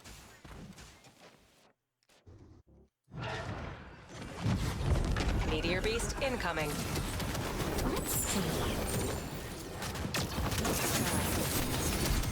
yeah, well, nearly full healer comp. Ranta finds Euphoria. Oh, nice little EMP nade. It's really high value, especially on Suncheese. Oh, they get the hook, Milk Hoodie, and there goes another stun combo. Crown pickup instantly, very early crown pickup as well, considering how many teams are left. We're looking at Cam and Colobster also having their little mini fight. He's trying to get a couple of LMB pokes in, trying to get some stacks when possible, but needs to be quite cautious here. There's a very, very fine line to kind of weave those autos in. Oh, Vunu really tries something super aggressive, gets the hook, but there's not really any more follow-up here. Gets the Slug Wave, which is mega damage. Pops the ulti at the last second. Hopefully he can make it out. Dash onto the left-hand side. Dashes back. Actually kills Vunu. You know, assess the risk correctly, but Kaiser's there with reinforcements. Gets the kill onto Miasm right at the last second. He's been picked up, getting rezzed. Instantly back with full HP pretty much. Dashes back up to give reinforcements to Cat Heist. Whenever possible, dashes to the left-hand side to Black Lamb. But Leo want a piece of the pie now as well. They're going to be really quick and fast with this execution. If they stay much, you know, here too much longer, it could spell danger. Looks like they're going to have to jump ship because they've got no armors left. But that is a, you know, nice couple of kills picked up. And hopefully the action subsided for them. There's a res here by Kaiser, is going to get the team back without issue.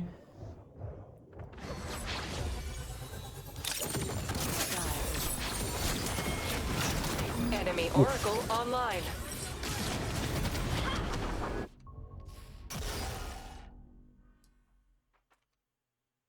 Looks like a soul pickup as well for Core. Completely free, isolated. No one's around them. And I think Pan took the other one as well. Yep, they did. Been just 2 members. Timmy's dead. How much money do they have? Oh, they have enough for crown. But I don't think they're going for it at the minute. There is a crown outside of, just outside of zone that they could have went for too. But I think they would want to play it super slow. They know how many teams are around them. And I think that's probably why they're playing a little bit with a bit of hesitation. Oh, Carolus. No way. Oh, there's a nice little red drop here. What are they going to get? Okay. Good stuff. Luther potentially being caught out. He takes the rails at the last second, but Leo applying so much pressure on him. Has to jump ship to the right hand side. Doesn't have anything left in the chamber. Unfortunately, that is Finn outed 8th place in this scenario. Red drop in the center of the map. An enemy oracle is And don't have the armors. They've only got picked the 1 killer across the span of this game. Not been too healthy in kill points, but they've stayed in the game. They're getting those placements potentially. Maybe they can get a nice clean third at some point. Cats have also just dropped Bon as well. Got the scan in, so they definitely know most teams' positions. They can play a bit more accurately now. Leo is going for mob bombs, trying to get level 10 on OT1. They've done that now. Same with Cat, of course. Pick up to the left-hand side. Oh, a nice little hook. Oh, but unfortunately it's not enough. It kind of scuffs out because of the rail momentum. And things have, you know, after that little dance, kind of just stopped there for the second. How are Lob doing for armors? Sorry, kills. They only got 2. Armors aren't looking too healthy overall. Got double blues, not too bad actually, but got mecha boosters inside the corrupted zone. Where's the blue TP? Blue TP again outside of zone. How long is it? 10 seconds left. If they want to go for a weird, awkward rotate, but they've got enough space. They're in the circle. Why would they do that? You know, there's no need to. They could probably just wait for this if they wanted to. Or maybe like apply a bit of pressure from the south side onto hyenas. You know, that might be something they could consider as well. Got is it scuffing or what? What's going on here? Green TP's just scuffed my mouse over it. Abyssal hatchlings have Oh, there we go. It's finally generated it now. The next rotation is looking pretty nice potentially. High are playing quite aggressively here. I'm not sure why Pan are playing super duper slow. At least check what's going on the north side. Have they got? They're not scanning again. Like you've got it off cooldown, just scan. You need to use that. You need to make sure you maximize the information. I'm not saying you have to do it off cooldown all the time, but I feel like now is an ample opportunity to do it right. Instead, they're going for the mecha. They're trying to get that poke in, and I think Dowds is going to get healed up again and go for it again. Milk Honey actually finds Sun Cheese as well. Likely a hook combo. Flaxy now on the Ghost as well. Rhapsody sent it in with the, I was about to say Fusillade, it's the Fury. Eva follows it up with the ulti. Oh, unfortunately doesn't get the pull. Kronos is taking so much damage. But he's now healing up with the orb. Greed is going to be back in the game now. Oh, now they finally get poked from Pan. Hook just misses narrowly. They portal through super aggressively. Can they keep applying that damage though? Milk Honey's already found dead. Greed is going to survive this one. Flaxy tries to cycle around with some LMBs, but Greed is the last survivor now for Cat. 971. Milk Honey cannot give the money, of course. Being in Wisp form. So now they've got to, you know, it's a whole new game plan now. Where's the next crown is the question. It's bottom left. Really, really out of zone, which is really troublesome. I mean, yeah, he's healed up to full at least, which is good. 7 teams left. And Pan, they just capitalize so much. Look at the armor differential they got from where they once were to where they are now. It's just so nice. Really big boon for them. Ice bombing up a couple of free mobs. Core are playing surprisingly slow here. At least farm these mobs. They're giving away levels for free in this scenario, it feels like. Just above them, we're looking at Leo.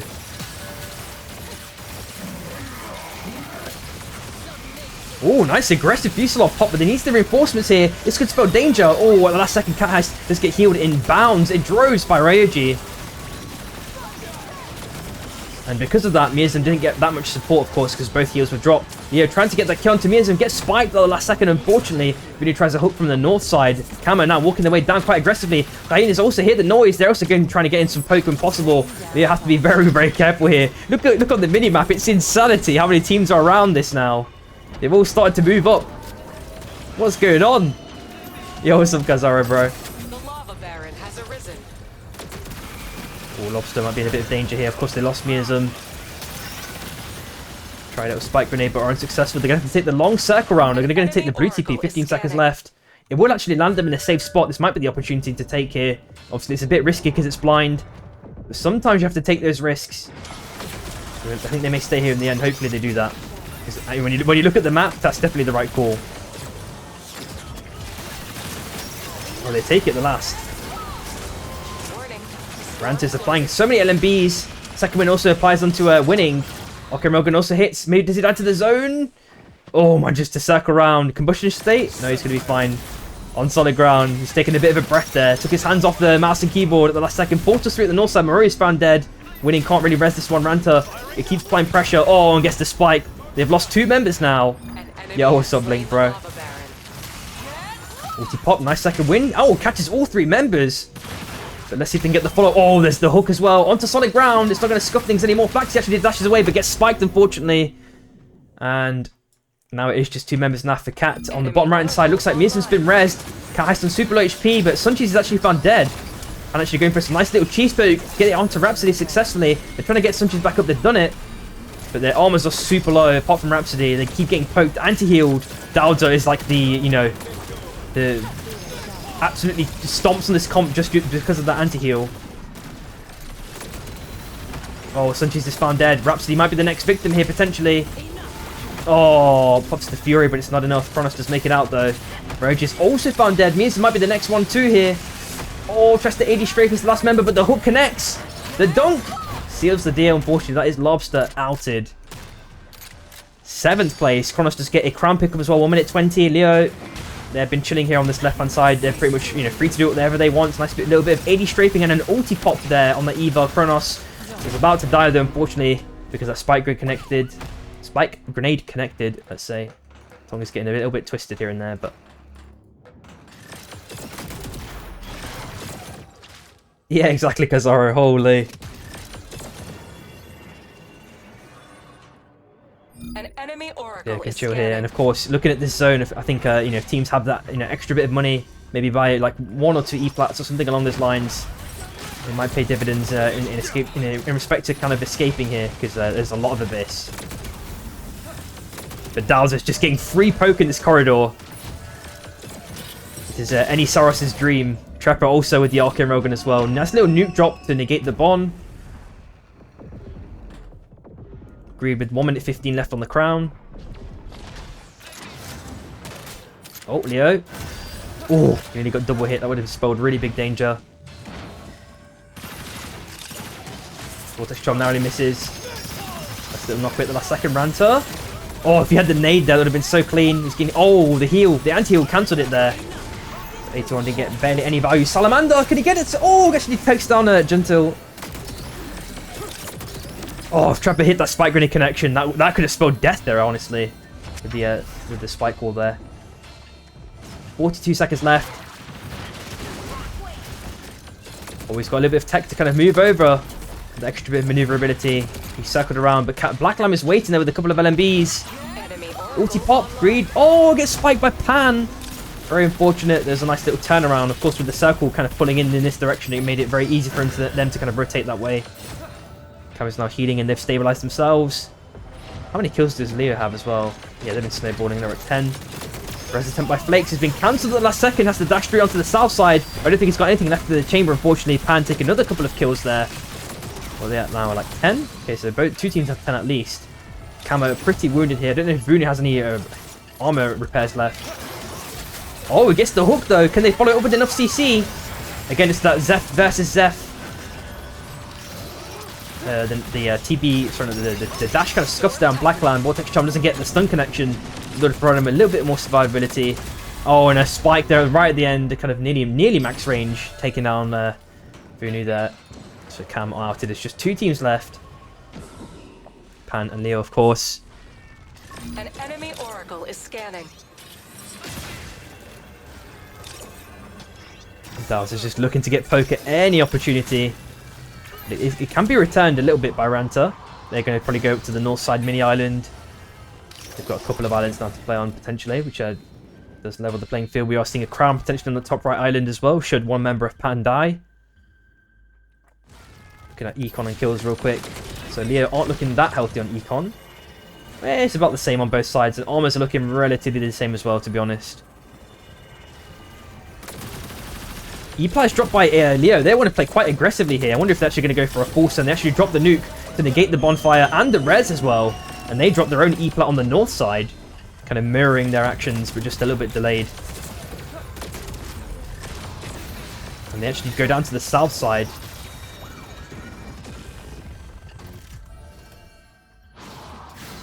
And then they flick themselves back up.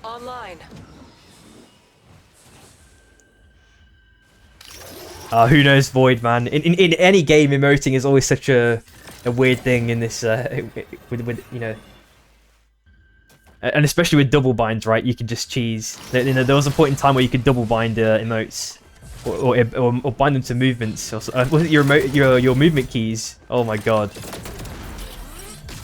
Yeah, I like them too.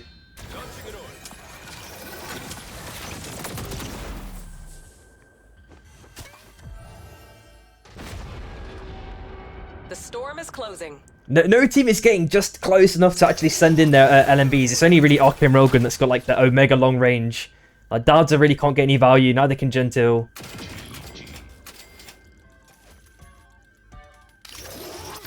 Are there any pads or... Oh, has anyone got Air Blast? Okay, another nuke drop. Okay, Darza's ready. He was anticipating it. Oh, Ranta gets sent through again and gets cheesed a little bit by the portal, but actually takes one down. One LMB. And Ranta can probably have a field day. Salamander sends it in with the follow-up.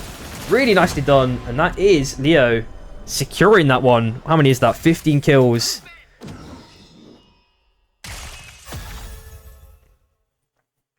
Yeah, exactly, Kazaro. I'm hoping that... it feels like teams are still not confused. They're a bit like hesitant to make mistakes with macro in the late game. You know, obviously it is you obviously want to make it... Do it cleanly, right? Yeah, exactly, Blink. But it feels like there's probably about 3 or 4 opportunities to do the nuke, right? Before they did it again. Like, they did it once and then they kind of waited a bit.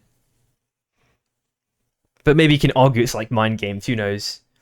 We've lost a couple of members here for Cam, so hopefully they're going to be back. Maybe a reconnect angle for those guys.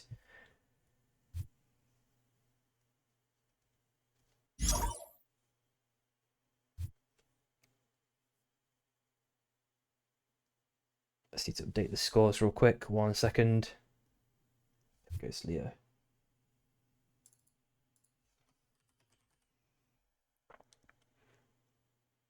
Yeah, exactly, Blink.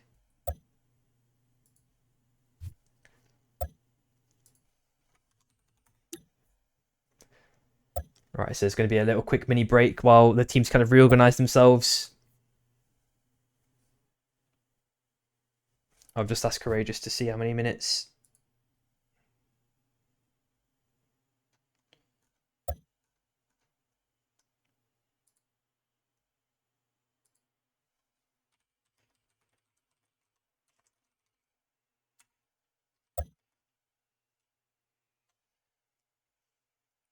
I think 5's probably good enough.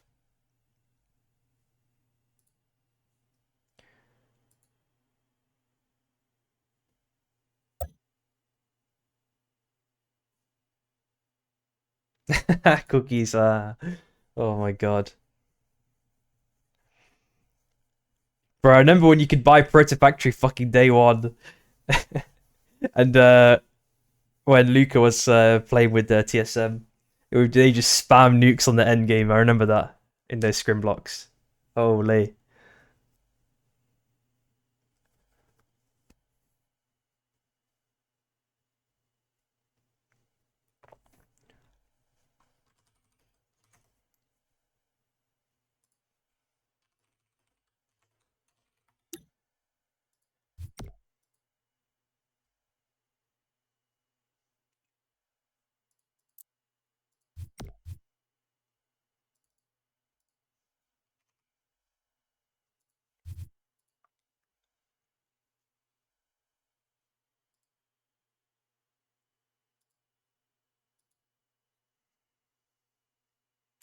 I mean, how long ago was that, Blink? It was maybe like 2 months ago, right, or something?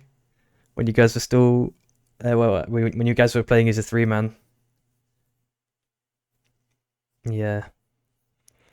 But season 2 is not too long away, right? So we need to see what they conjure up.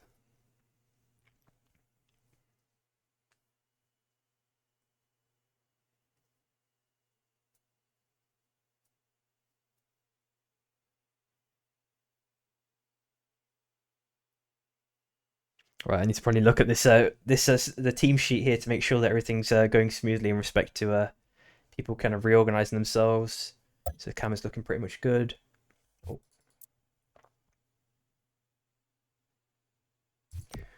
Fish. Yeah, that's fine.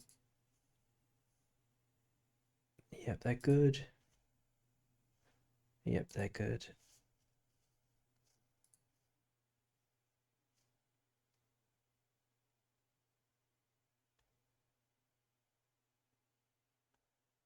Yep, they're good. Cross. Yep. Yep.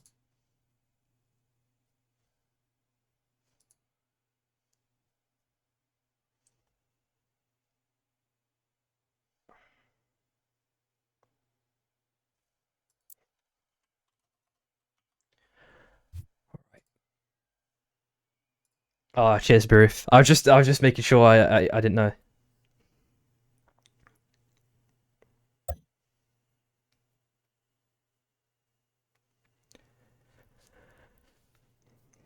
Oh man, how's everyone else's day been, man?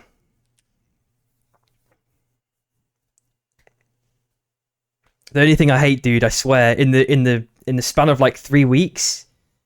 Yeah, no worries, Bruce. It's gotten like so dark so early, man. Yo, what's up, Zodag?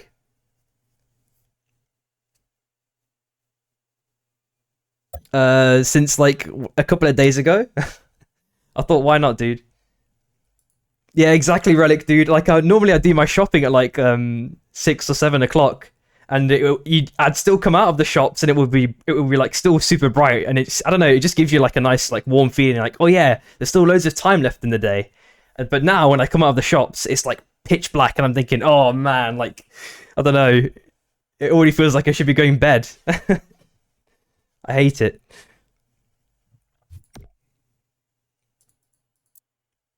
All right, I think we're at a full lobby.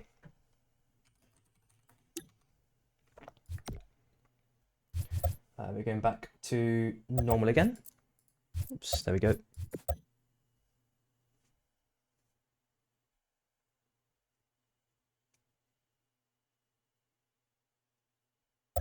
Oh, unfortunate Relic. I have to drive like 20 minutes. Like mine's I've got like a big Asda for mine. Like where I live, there's like no big shops. I hate it.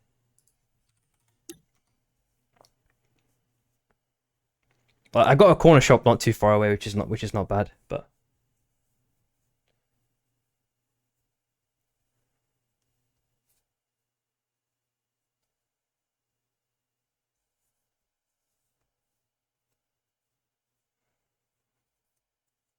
yeah, exactly right. Like all we can do is just speculate, man. I don't know any in more details than you do, honestly.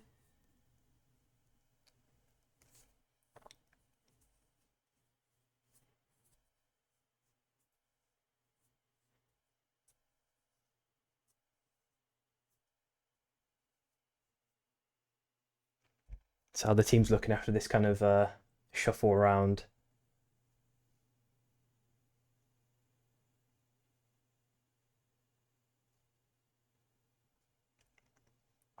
Yeah, exactly, Zodag. It's a tough mountain to climb, but there's a one final shot that I'm willing to give at least.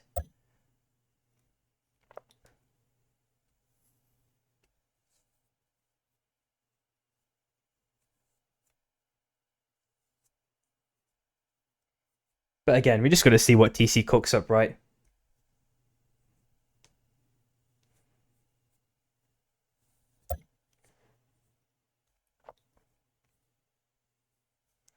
Listen to it. Probably DM Bruce something real quick.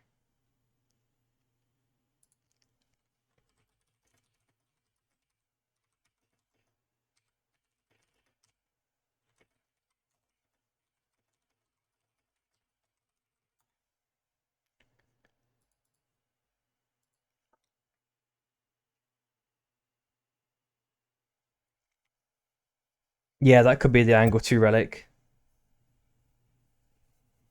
But I feel like you've got other games too that are in a very similar market that that are more MOBA-esque, like traditional MOBA-esque. it's already incredibly saturated, right?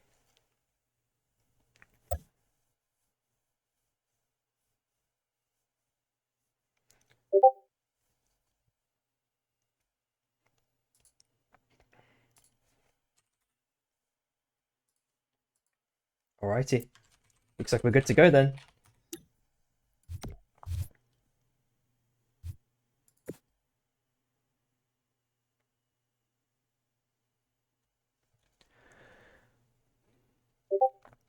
Oh, just check. All good, all good, all good. Boom, there we go.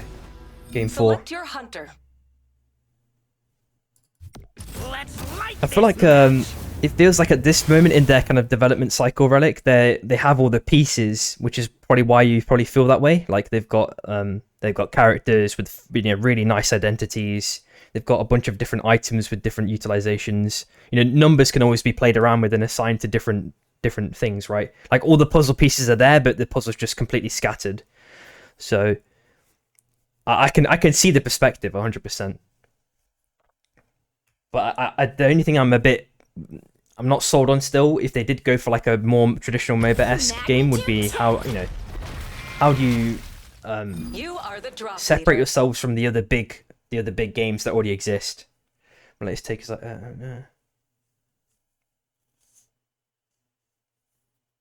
yeah, I can see that.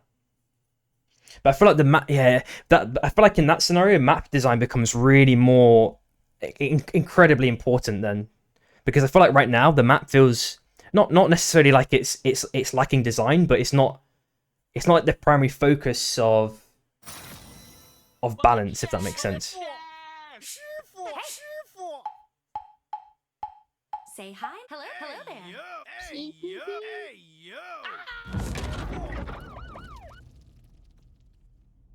I mean, they've tried to balance it in some ways, but Abyssal hatchlings incoming. Exactly, Relic. Exactly.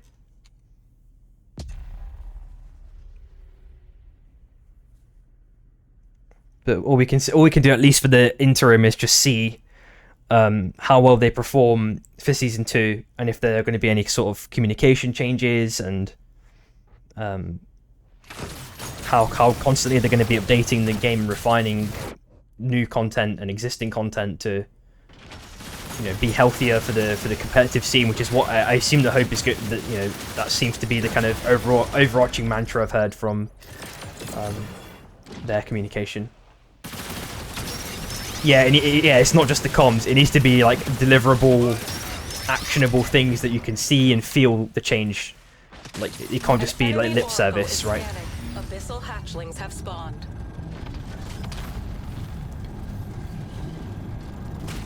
Yeah, I definitely agree with that sentiment. Like there's no, if you say something, you got to do it, and you got to do it in a good time frame. You know what I mean? Like,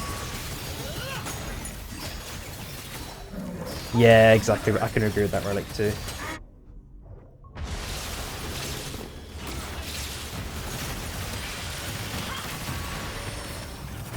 And you could argue that they're kind of below that because they come from such heights, from such a high mountain, and then to unfortunately stumble this far down. I feel like sometimes you can see an indie dev is sometimes better in a way. But maybe there's some difference in kind of how they steer their ship for season 2 onwards, and maybe that brings more fruitful and more actionable changes that are more instantaneous. So we'd have to wait around for so long, something for bugs to be fixed or whatever it is. We can only hope. Looks like Kama getting this pickup for free. Nice for a whoa! Mr. Parhing, man. My god, you're insane, dude. I appreciate you so much for that. Thanks for the 5 gifted. You're a legend, man. Holy, I can't believe that. I appreciate you so much, man. Oh, that's made my day, dude. Appreciate you, man. Holy. Oof. I thought the room was heating up, man. Alright, let's look at these teams and how they're doing. It looks like everyone's playing super slow. They're getting their farm, and there's not been basically any contact between any teams at the moment. Potentially between Cat and just below them, Bear. They're relatively close to each other. Oracle is scanning. Oh, Rhapsody's definitely making us a player here in this scenario. One LMB. Okay, Railgun. Spike grenade there, just for a bit of defensive measure. Same with the hook as well. Oh, but he gets the dunk. Nice stun follow-up. Oh my god, the execution was super clean there, Cat. Again. I'm liking that. Super nice. But the res is there. It's, you know, it's free pickups for them. Oh, looks like 081 died. He's on the brawl now. Which is an interesting kind of change in strategies there with their character composition. Raiju is probably about to die, unfortunately, though. And I said it was going to be calm, and then there's just like 3 fights happening at once, man. What happened there? They're listening in on the stream, I'm telling you. Oh, and that's the time when the defensive hook just pays infinitely, man. You know, that practice has paid off for Milk Honey. We saw him doing it a couple of games before, where it was a bit more questionable, but that one was really nice.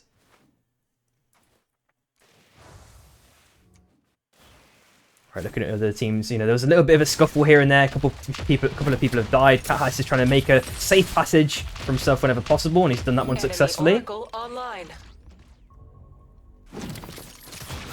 Just send a couple of LMBs towards Milk Honey. The rest of Lobster are kind of reuniting fully as well. We've got 2 teams converging onto Iron Acres as well, which might spell a potential fight. But Fish are looking super healthy on the armors. They've also got a couple of relic pickups as well with Duality. Oh, Dowder might be in trouble here. He's completely split from the team. Fuselaw pop as well. They've got the level advantage. And that is Dowder, unfortunately, dead. He's about to get the dash, the spin dash for an extra bit of space, potentially. But I don't think it would have saved him either way. Kronos also getting temporarily split from the team. Can do a really late 360 with that second win. Try and buy himself a bit more time, which is successfully done. Paris Magnus also applying so much pressure onto Ori. Actually takes him out. Lucas gets a nice little punch to try and follow things up, but I don't think he can do too much more to even the playing field. Now it's just Ran to last alive. Very unfortunate set of circumstances, but of course maybe they can circle around north side. You know, there's still loads of res options. Got Red Book as well, potentially for Fish. That's going to accelerate this snowball even further. And another Red Book as well towards Vaingrove. Train rest for Miazum. That's going to bring all the team back without issue. On the south side, we're looking at Leo. They're going for kind of the slow farming strategy. Maybe they're trying to mix things up a bit here.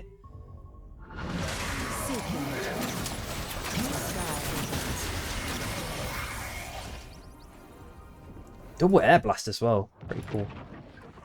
Oh, where's Ranter in this scenario? He's on the mini island.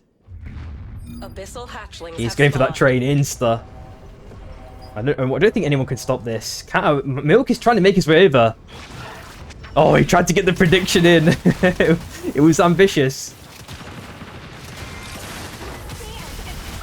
Oh, gets a nice little stun in Greed. Can he get any more reinforcements or help here in this scenario? It looks like it's going to be okay, but Hyenas are there. Looking for some potential free pickings. Flaxy already finds Ori again. So, enemy Oracle online. Looking on the downers a little bit there. Nice little stun with the second win follow-up. Milk Honey on super low HP, but manages to dash down to the south side. Got the Vive Infuser. A couple of LMBs by Suncheese. Makes it out in the last second. Ooh, a couple of LMBs now from Bear. Lucas going to make it out. Oh, unfortunately gets spiked. And is it Mizum again? I swear, I'm sure I saw him doing a train res not too long ago. And he's back to square one again, it seems, waiting for that second train. And Coyotes maybe... Oh, no, they picked up a Sky Shot. But I don't know if they're going to be doing the same thing as well. Oh, no, that's so troublesome. There's actually fun to kill onto Flaxy. Cat are going straight to Hot Res. They're going to be fine in this scenario. Finn make it out with a slither of HP. I think that was a risky box res. Ori's back in the game now, and now they're getting back their third member. It looks like Lobster also got their res of success, successfully, but they are temporarily split for the moment. An enemy Oracle is scanning.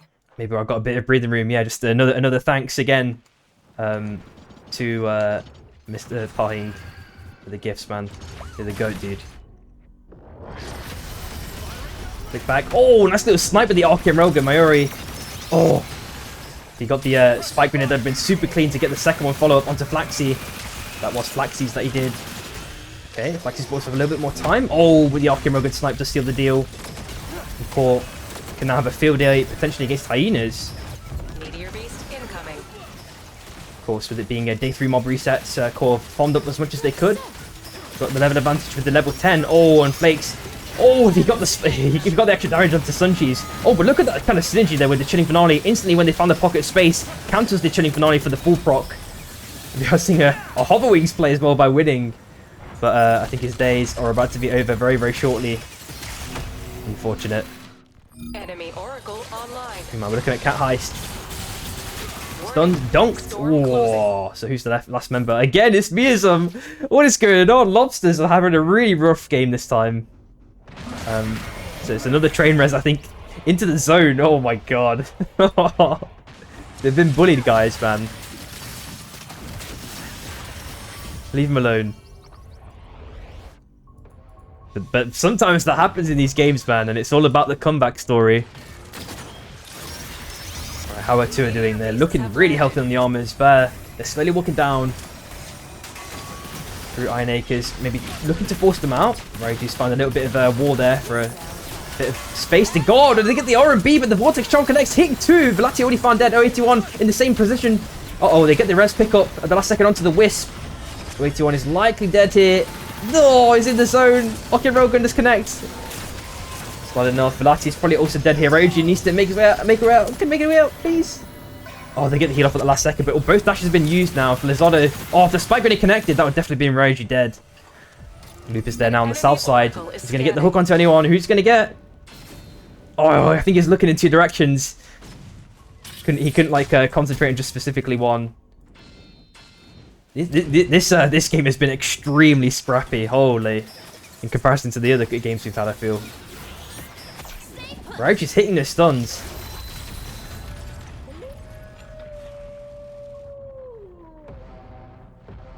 But it's actually Ryo Iji. My bad. Looking at the names again. Okay, so they're back again for the 3rd time. This is the 3rd train res being used. VivEUcamp is likely to die for this. Actually dashes into them. Oh no. Oh, where's the next res they can use? Are they going to wait for another train? Oh, this is so problematic for them. My drive is there. Flax has forced them out though. Top right hand side, 081 has not been rested at all. They're looking for their own res whenever possible. Atsu finds Looper. So it's just Cat Heist last alive now. Online. And they're just stuck between so many teams. It's how do you make it out of this one? Like, if I see them in the top 3, it's going to be like a full rat angle. There's no other way. Seeing a YTP by Pan as well on the left hand side onto Atsu. Forced him off the res. On the right side, there's about 3 or 4 teams fighting here. They have to be really careful, but they've been hook, slam, dunk, chained out of the game. Nice little ulti pop, but the Vortex Charm connects at the last second by Kronos. Finds a couple more LMBs. Vipero's, dancing and juggling around that little pillar at the last second. Latian Vipero. It wasn't even an air blast. He just dashed into it. Oh, he was so panicked. You could tell. 2 are back as a full 3-man, but they've ran into the open arms of Hyenas. Milk when he tries to hook, but is unsuccessful. Okin Railgun. Not doing too much. Ryu doesn't get the stun either.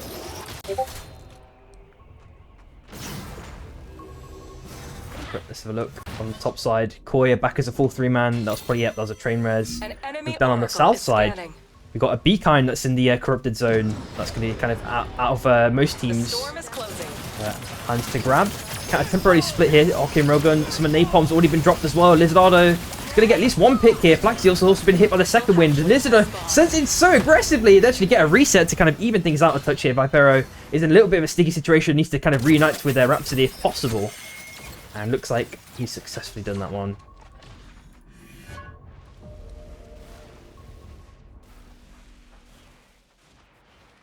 The Piggy on that Void. Is he going to get a 3-man here potentially? He's got the Battle Gum. Can he get anything successful? iDrive is playing basically been the front line here. Gets a super nice stun with the bowlers. Fusillade Pop doesn't get that much value. Wait, when he's back in the game and somehow escaped that one. Lupa also finds Ori as well. Oh, Lamama just get caught out. Grosslon Bear plus a couple of LMBs with dice for it. Lepiggy is going to get hopefully at least 1. The ulti pops at the last second. Lamama just make it out with a slither of HP. Insanity. Enemy Oracle online. And Cat Heist is still last alive. Picks up a crown, goes to the corrupted zone for a split second there, and can hopefully make it out of this one. But I think maybe Pan maybe look southwards. We need to see on their body language if it changes, if they start looking downwards instead of upwards. Kronos applies a couple of heals onto one of the team members. Carlos gets a one-man dunk. It looked like it might have been 2 there, but Kapagos pops a few slots at the last second to get a little bit of space for himself. Pops at least 1 heal. Suncheese applies the wall as well. Atsu's going to have to now jump ship as well.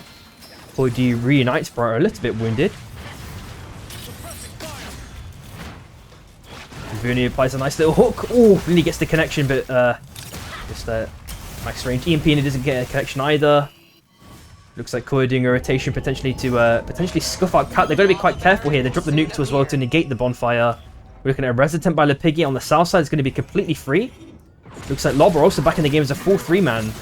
Gentil might bring his last legs. Pops the ulti. Oof. Storm tightening. An enemy oracle is scanning. Desperately wants to get a bit of XP here. Oh, doesn't get the knock. Oh, if you get the 360, that would have been a clipper for sure. Oh, Vunu kind of scuffed the squid there, unfortunately. And Train Enthusiast does get the hook successfully, but Milk Honey, oh, he actually pulls one back himself. Is he going to die for it? No, nearly died. Black Lamb did die, though. That was a crazy amount of chain hooking going on. Gentil's reunited back with the team again. Train Enthusiast nearly dies for it. Lepiggy dies on the south side. I'm not really sure how he died to the Abyss. Maybe just a glide accident. Ranta also dies in the chaos.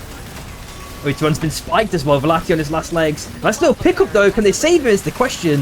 Ryoji just bring back all members. Orba gets hooked in by winning. Really nicely done on that Hudson. And Rhapsody might have free pickings on Velati. So that's going to be free pickings potentially for those guys. There we go. All members are back. Oh, but insta stun there on the ghost. Oh, please make it out this one. Okay, we're going to disconnect. Nice dash though by the Zeph. So just provide him a nice little window of opportunity. Vunu misses the stun, pops the slug wave onto Lucas, knocks him back a touch. Couple of LMBs, pops the ulti now as well. Keeps knocking away a touch here and there. And maybe he gets the spike or something. I'm not wondering who's going to win this 1v1 engage. It's going to be potentially instrumental to getting a res off. Lucas gets a nice little stun, couple more LMBs. Can he seal the deal? Has forced away Vunu at the last second, but I don't think the res is an open option anymore because Lamamo does take that one with the dash. Nuke is also being dropped now onto Little Timmy. Looks like Hyenas were applying pressure there. Vunu is still alive though in the bush, full HP. Oh, but the hook connects! Slammed onto Milk Honey. He's getting slug waved as well. Timmy, oh, takes down Milk Honey unfortunately. Oh, 1 spike, surprisingly might even the deal. Vunu's now rebooted himself with an optimistic hook. Not sure if that was worth it to be honest. I think he should have just played the slow game there. And I have to find a new home potentially somewhere. Risky in every direction. Goes in for the squid dunk onto Gross, but is unsuccessful there with a free potential KP. Unfortunately, oh, Cass actually takes down Gentle, the last member, so they die straight, or another team dies straight afterwards after that as well. I think it was a 1-for-1 exchange they had there, because I think it is Lobster's dead. Yeah, Lobster are dead.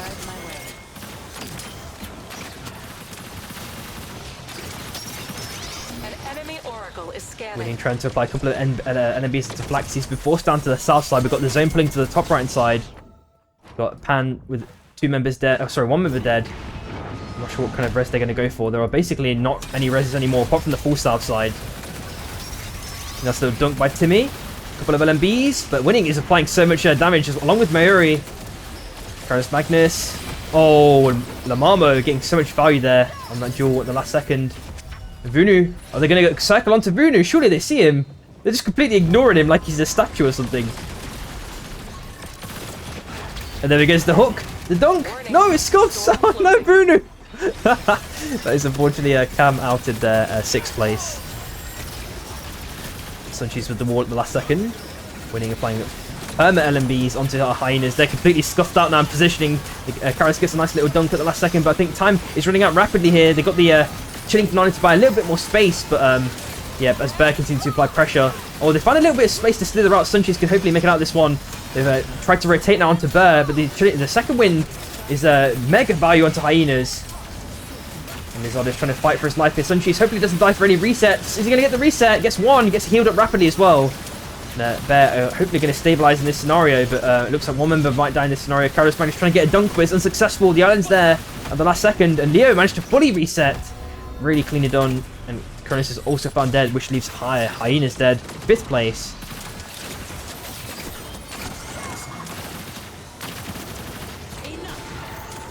Oh, that hook. It had the right angle.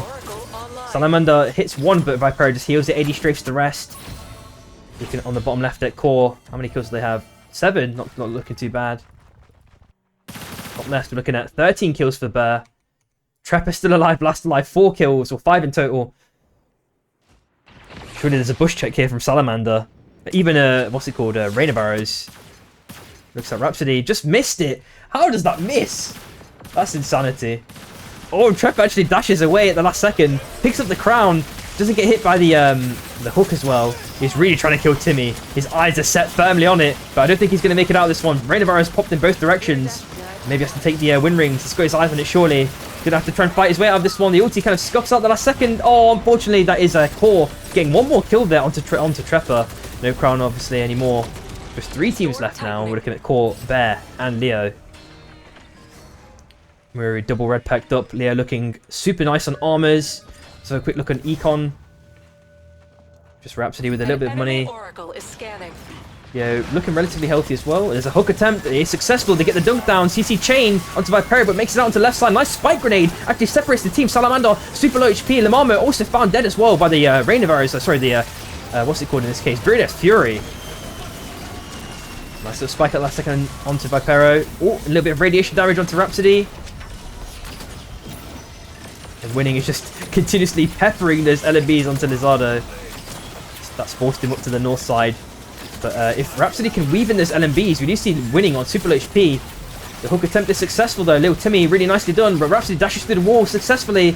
Can they stabilize this scenario? Vipero actually gets a nice little bit of heals. And Leo on big trouble now. Timmy's definitely found dead, and it's probably going to be a Lamamo shortly after, but he circles around. There is a crown on the south side. Maybe he can get around to that one if he's lucky. We see some nice little portal plays by Flakes trying to get a little bit of poke. Oh, actually gets the hit onto Rhapsody, and the Rhapsody's found dead with a nice little spike grenade. As Lizardo probably dead very shortly afterwards. Core picked up so many kills now. Lamamo just pick up the crown. Can he get the 4 stacks plus dash? Pops the ulti. Gets the 3 stacks onto Flakes. But the what's it called? The dashes are going to get scuffed there. And that is Core taking game number 4. Of course, it's like a, what's it called? Kryptonite. Having Hudson there with the what's it called? The chain on the floor. It just scuffs all the dashes. Especially as a dash reset character like Jewel, it just makes things so problematic.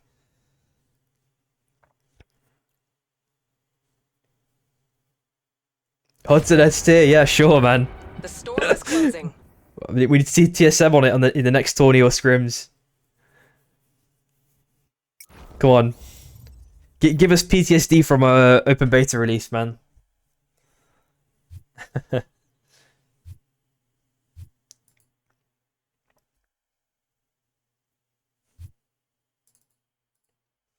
Alrighty, so shortly heading into game 5.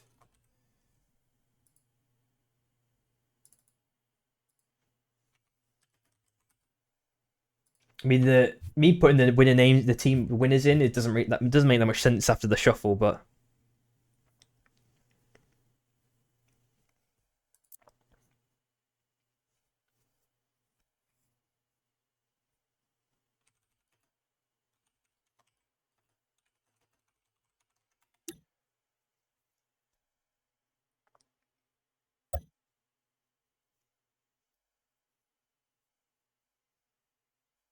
gonna update the storm shift as well. 1 second. The trains again.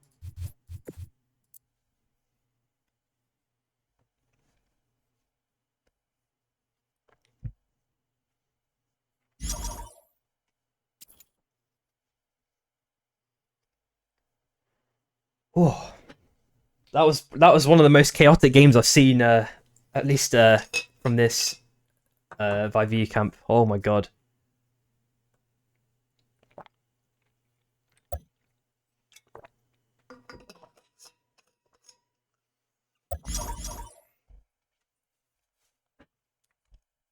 Alright, looks like we're back to a full 3-man. Make sure we're on bullet trains game 5. Yep, looks like we're good to go.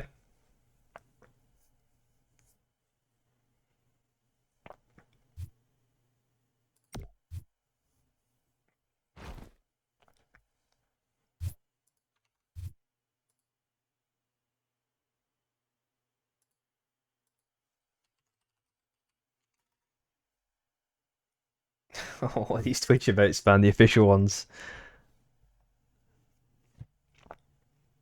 Magnitude 10. On-screen celebration. Wait, I don't even have an on-screen celebration, do I? Select your What?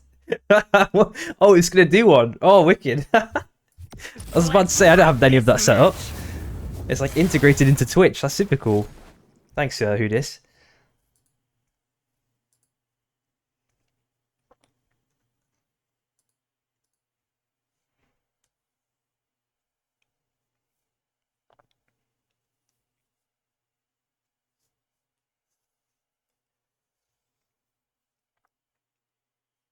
I mean, when's the Who Dis workshop coming out?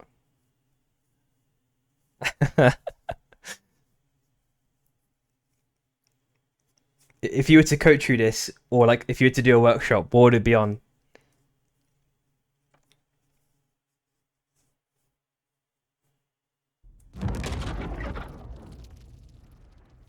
Oh, I think he lost his keyboard. Unfortunate. Abyssal hatchlings incoming. Either way, we got only coin power in the drop line. You're not allowed to coach before. Oh, okay. Ah, I see what you're saying. Okay. Maybe get an opportunity in the future, man. If that's something you like to do, of course.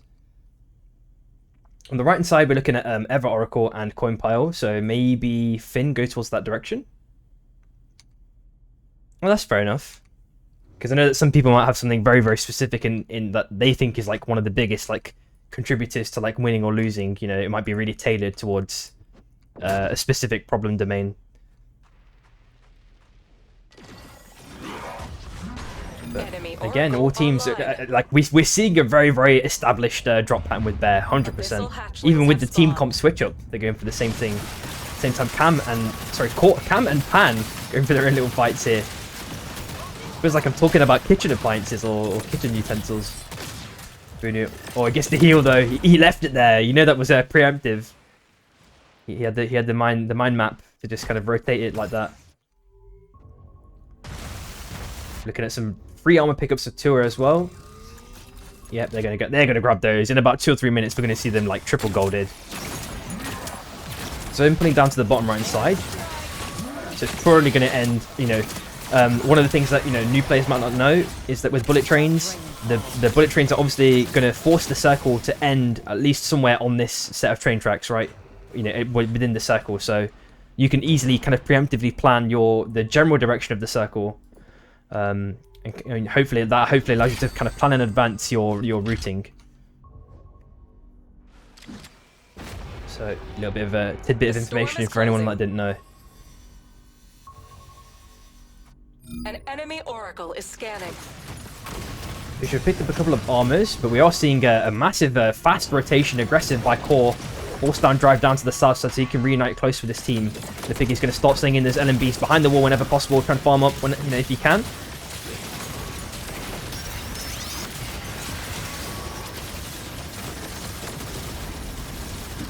They drop both the ground traps and Drive is sending in a couple of LMBs. He's dashing in really perfectly timed. He's got to be very careful now about the continuous poke now from potentially Mayuri or Flakes. The Arcane Railguns and RMBs. Drive is super low HP. They're not been able to reset the TP play out. Oh, they successfully make it out. Really cleanly done. That was very, very close, all things considered. But, they do escape either way. So they can go to Hot now and just get a free reset there. So Finn did rotate. Just for the bottom right hand side, we do see Bear as well. We're looking at nice Air Blast to pick up for Rhapsody.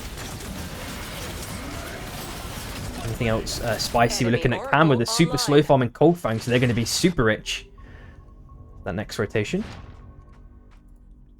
And Mia's maybe go for some slow farm. Essence Reaper pick up.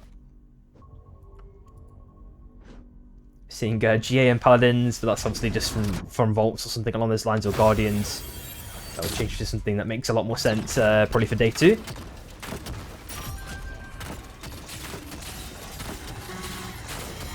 It's just farming up a Vault for free. Everything's uncontested for the moment. And as I mentioned, yep, we waited 2 or 3 minutes. Of course, they're going to have gold armors. Everything makes sense there. There's nothing unconventional there. So it's now putting down towards Prisma. And it feels like there's not really any points of contact where there's going to be any immediate danger for any teams. It feels like maybe on this top right hand side on Wraith's row and between potentially Leo and Tua. I guess I'm just speaking things into action, it feels like. Timmy's got to get this hook off there onto one member. There's not any bush checks coming by Velati just yet. He actually misses the hook. Oh no, they actually get spike grenaded. And so many LMBs, RMBs onto Timmy. And unfortunately, he's found dead there. They jumped the gun just slightly. I feel like that should have been easy pickings, but unfortunately, you know how things go. Ranta and Ori Lucas found it in the blink of an eye. I caught just the tail end of that fight. Bear absolutely capitalizing on Finn. They're just feasting on the corpses. Right, 3 free kill pickups there. Super nice.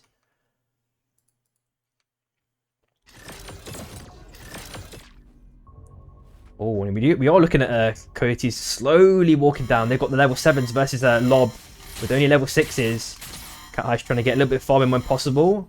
The dance will begin soon on that Shiv. Training Enthusiast is trying to eye up if he can get a hook onto anyone, but Loop has also got the same idea. In the background, we are looking at Mirzum. Hook narrowly misses by Training Enthusiast, and Mirzum is getting that vision in. Abyssal hatchlings are spawning soon.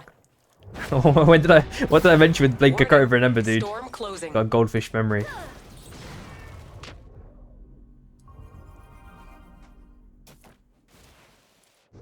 Blink of an eye, there we go.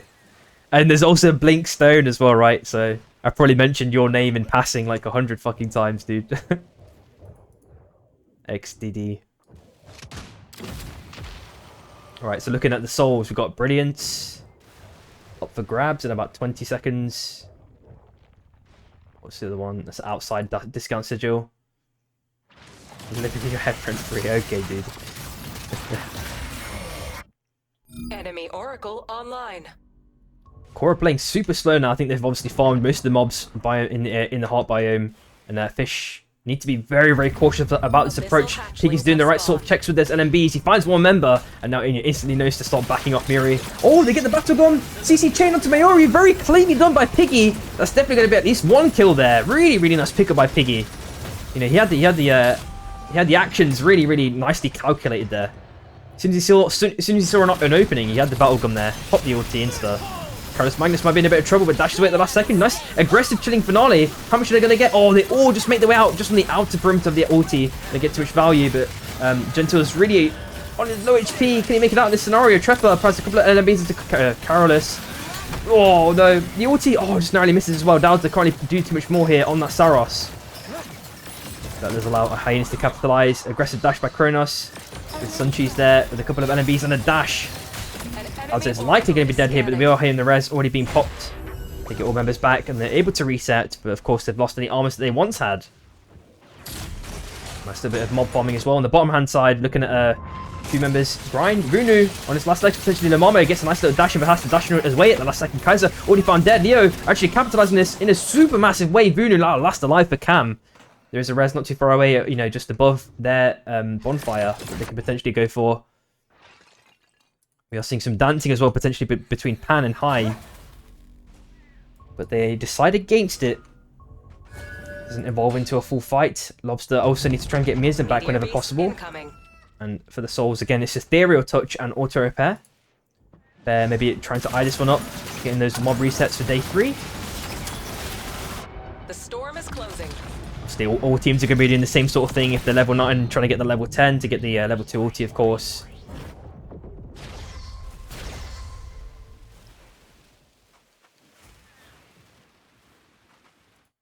On the bottom right side, Tua, they've managed to maintain the armors that they've had since the start of the game. But they've not really capitalized that much on kills. It's only Velati with 1 kill at the moment. Oh, but Milk Honey, he gets the hook. Misses the dunk though. Nice dash away by OT1. He takes a little bit of chip damage, and they're trying to farm that Guardian up to get a little bit of extra money when possible. There we go. Nice little coin pile. And everyone is double relicked up, which is pretty good between these two teams. Oh, but on the left-hand side, we're looking at Leo walking in slowly. Timmy tries a hook, but Leo has to be very, very careful. I'm not sure if they... Surely they heard this noise. Yeah, they got to get out of town here. Oh, Lamama sending it very aggressively onto Velati. Oh, a little bit of anomaly cheese, but kind of scuffs it. Timmy, unfortunately, does pay the price for that one. Salamander pops the Viridus Fury. Oh, but doesn't really get out that much damage. Oh, they're going to anomaly through the left-hand side. Oh, I was thinking that might happen. Oh no, they have double air blast. They could have just anomalied air blasted into this. Oh, that was like cinema potentially that was just missed out on. Oh, I feel sad. Who takes this? Who takes one of the perks then? It's Bear take one of them. And Koi take the other one for free. Completely uncontested. Really nice stuff. Oh, the spike grenade connection, but it gets return insta. Oh, then someone napalm doesn't get that much value either. Miori is found dead, unfortunately, there. Gentil trying to get a little bit of poke, trying to guarantee a little bit of space in that narrow corridor. And maybe he's looking to continue the chase onto Core, but no, decides against it. Fisher also there waiting, playing the super slow game. How many kills have they got? Only just one from that early game fight we saw, well, early mid game fight we saw on Hot. And they got their free pickup. Vunu got all the team members back, trying to get those LMBs. They do secure the kill onto Cat Heist. Kaiser trying to apply a couple of LMBs, peppering them in whenever possible. Looper also trying to get the dunk in on that KP, gets the hook back. Oh, it kind of scuffs things out a little bit. It's just Looper last alive now for Lob. Storm closing. Surprisingly, they don't go for the chase. With the Squiv by Infuser, of course, that's going to be a rapid heal for those guys. And multiple avenues for escapes, of course. Dalta sends it in with a very aggressive dash. The iframes and the dash away. Oh, but still gets sniped. Very nicely done by Gentil. Kronos goes through the portal, dashes up to the north side. This might be the only angle of escape for High because they've lost Sunchies as well now. Panda maybe looking towards the north side. They're obviously going to see him in the bonfire, but they kind of split their attention just temporarily. Gentil trying to stop the res, but are unsuccessful. TP away. Of course, only having the Void Camp allows them to do that. Maybe a Sarasa you could argue as well, of course. The LMB pokes, or the ulti pokes as well. Lepigi unfortunately TPs away. His Wisp makes it out, but he doesn't. Drive is also now last alive. Zone pull is up to the top left-hand side. As I mentioned before, it's always going to be on the train tracks. Getting a bond steal at the last second, and maybe a couple of box yoinks. Getting an extra bit of money or resources. Oh, and Train Enthusiast gets the hook. LMB dunk. Oh, only does a dunk. Milkini tries to return the favor, but isn't successful. A little bit of green on green violence. Atsu dashed away at the last second on that Krista. Might have been enough a bait there to successfully take that one member. They have taken down Cat Heist, and Train might be doing the same thing again. Whoa, what was that? Did you not see Train Heist there? Train is coming rapidly. And Miasm is now completely boxed. Timmy's now completely split from his team temporarily. Because make it out though, hopefully. Oh, but Bear, they're setting up the ambush potentially. Lamama needs to be super careful. Lepigi, last member alive for Fish, does die to Dowser. So they are outed 10th place. And the nade does catch Rhapsody. Miori also taking down Gentil. Oh, nice little stun. Oh, Timmy. Found dead. And Kronos is having a little mini... Oh, I think he's about to have a fight there on the train tracks. But Looper actually is the one that successfully gets the res off. And at the same time, another res as well. Oh, but the hook back. Flakes is likely dead here. They popped everything in the book there. Flakes, so that's going to be another res attempt for Core somehow. And Lamama missed that train to get Timmy back. So Kronos is going to try attempt number 2. Looks like it's going to be uncontested. Oh, Lob going to wait for this one, though, is the question. Looks like they're circled up to the north side. That might be in Koi's domain now. TP play it by Cat Heist. AD strafing against Sunchies. They do too much more. Unfortunately, it's not enough. Can they get the res? Oh, they can stick him. He's on a slither of HP, but it's back in the game. The back is a full 3-man. The chilling finale's popped. Oh, Atsu taking so much damage, actually found dead for that one. So it's kind of a one alive, one dead every single time over and over again for Koi. It feels like they're not able to completely stabilize here in this scenario. Hook attempt doesn't get anything onto Hyenas. We're seeing 3 teams on the bottom right side. Cats are kind of, they have dominion over this bottom bonfire as well. Tua, they have 2 kills, but are super healthy on armors. Trepper finds winning as well. Oh my god, these fights are just never ending. Oh, nice ulti pop onto Flakes, getting the proc. Can he get through? Oh, managed to make it through at the last second. Miori has to fight for the life. Oh, dash back. Okin Rogan doesn't get hit by the hook either. Loop with the crown pickup would have been super opportunistic to get that hook as well. Atsu unfortunately dies to the world and Mr. Chaos. Probably died to the train or something along those lines. I'm not too sure what happened there. Another res attempt. Lamama takes down Flakes. Oh, unfortunately, Miasm is found dead as well. Miori, last legs, not enough. is caught out in 9th place, and they've lost a lot of armor amidst these exchanges. They're going to be super careful to between like so many teams. They're going to be careful of this KB hook. They didn't get hooked by it, which is good.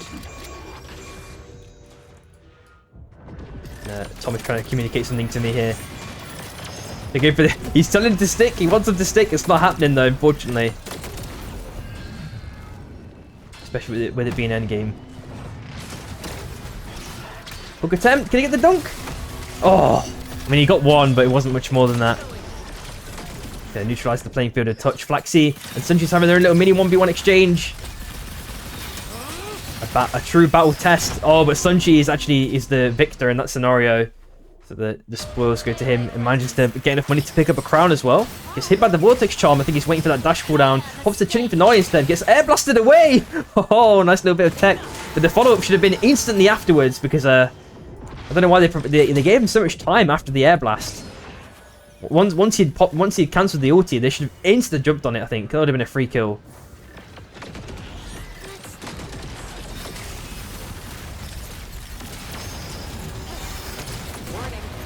Yeah, exactly. That's another good point as well, Merc, you brought up there with the dash 4 to create the ice, of course. So now, well, they still have 2 kills, nothing too much more here. Oh no, a nice little clean surgical spike. Rhapsody also found as well by VivEUcamp. Dash through down to the south side. No, Velati, what are you doing? Oh no, and Rhapsody pops the Veritas Fury. It dashes away, gets hit by 1, but makes it out of the rest. This again with the on-screen celebration. Oh my god. Nice little knockaway at the last second. VivEUcamp. Kappa Gods. Lizardo gets the heal. Oh, actually gets a kill to neutralize the playing field a touch there. Oh no, VivEUcamp. Oh, I think he's going to die to the trade again. And, oh, unfortunately, Atsi has nothing left in the tank. So how many kills did Burr have? Wow, 10. They've quite a lot over the span of this game. Salamander. Oh, can they level the playing field? 1 reset might have been enough. Oh, but the LMBs are peppered in. Salamander is now full dead. Rhapsody trying to send it in with a bit of Veritas Fury there. Oh, they find Gentle. Dash down to the south side and Timmy gets his revenge. Gets a dunk onto 1. Can he make his way through? Okay, he took so much damage there from the stun into the, what's it called? The double damage. The moment taking down another member at the last second. Trying to get the res into Timmy, but can't do it successfully. Lamamo, where can he go is the question. Dashes down to the south side. Ulti. Oh, narrowly boy's getting hit by that ulti. Okimrogo does connect. Oh, LMBs! Can he make it out? Dashes up, it's not enough, and Velati gets the kill credit for that one. How many teams are left now? It's just 3 teams left on the north side. Trepper had made it out there. And all members are able to chill. There's double res on the bottom right hand side. How much money does Trepper have? 10k. So if you can do the shop angle, maybe. Trepper. Oh, you're testing my patience here with these 80 strafes. Oh, he's actually going for a train res fully. Gets the team back. Can they make it in time though? Oh, they're going to pay the price because who can make it across? Please. No way. It was a worthy attempt though, but of course, endgame circle just does so much damage. E-Plats are being used in abundance. Nice little stun by VivEUcamp. Only gets 1 member though. They pop the nice little air blaster. Taking out 1 member, 2 members. Velati. Oh no. That does seal the deal. And Bear end up with 15 kills to end that game. Oh my god.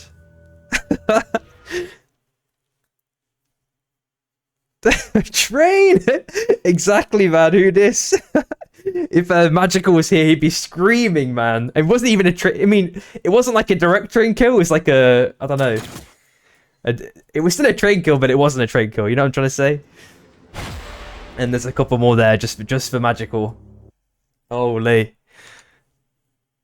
But of course, you have to limit test. And for like, was it Trepper's team? They did that one. They limit tested. They paid the price. All right, let's have a quick look at these messages real quick. 1 minute break, that's fine. Last game is going to be Portals again. There we go. Oh my god, I need to take a little quick break. I'll run a quick ad break so no one gets any ads during the last game. So I'll see you guys in a bit.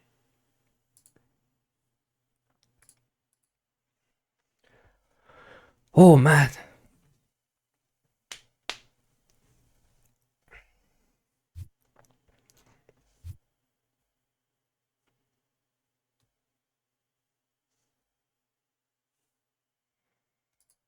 Oh, that's fine. Execute, man.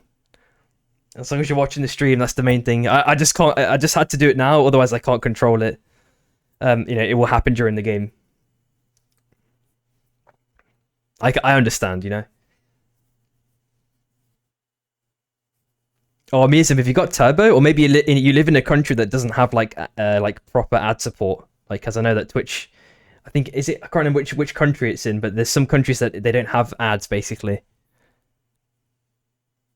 Oh, fair enough. All right, Lizardo's back, starting in 10 then.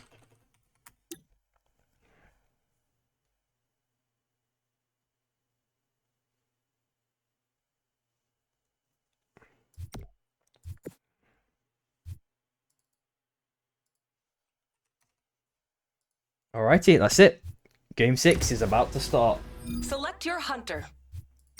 Let's light this match. And last game, it was Bear, right? I'm pretty sure it was Bear. Someone can correct me if I'm wrong.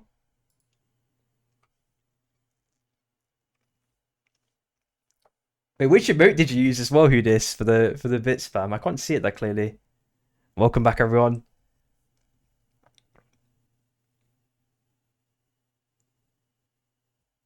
Is that a trade emote, Who Dis? Is that like magicals or something? Whose is that? Magnitude 10. Okay, he has a train mode. You are the drop leader. What a guy, dude. I know that he uses a train animation when he does his shorts. Bro, that must take so long to edit, because from the shorts I saw, he like edits every word. Like, that must take so long. Or is there like a software that can do it? Like it just takes the words and auto generates the text for it, if that makes sense. Oh, you can do it with the AI, okay. Because I was about to say, that must take so long to edit otherwise. Yeah, it makes sense, Relic.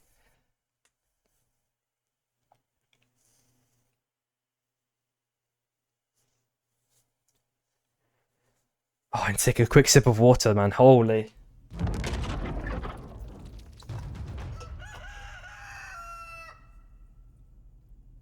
Abyssal hatchlings incoming.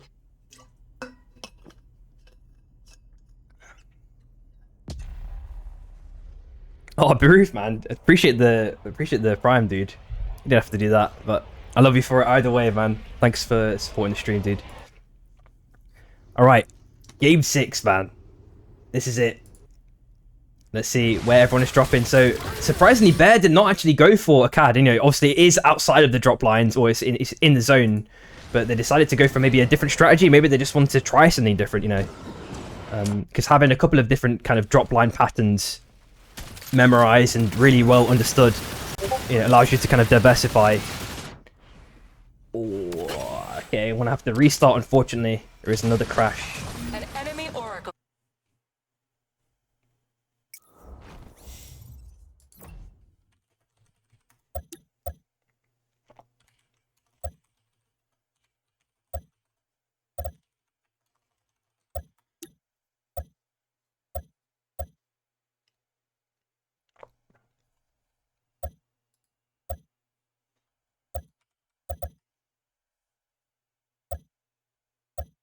Okay, Timmy.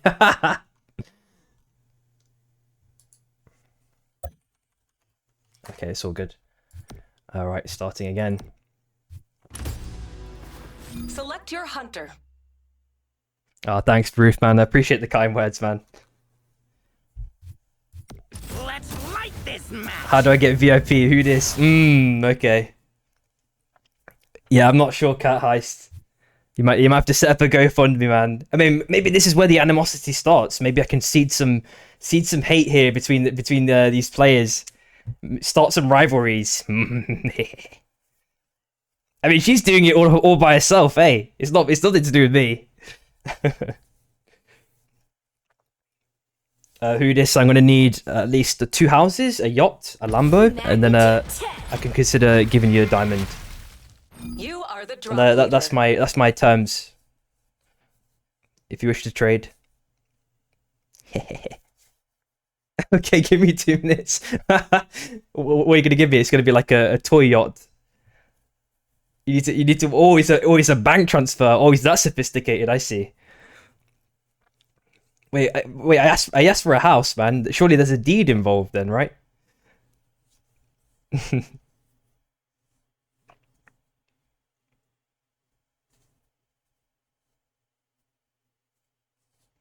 But hopefully there's no scuffs for the last game.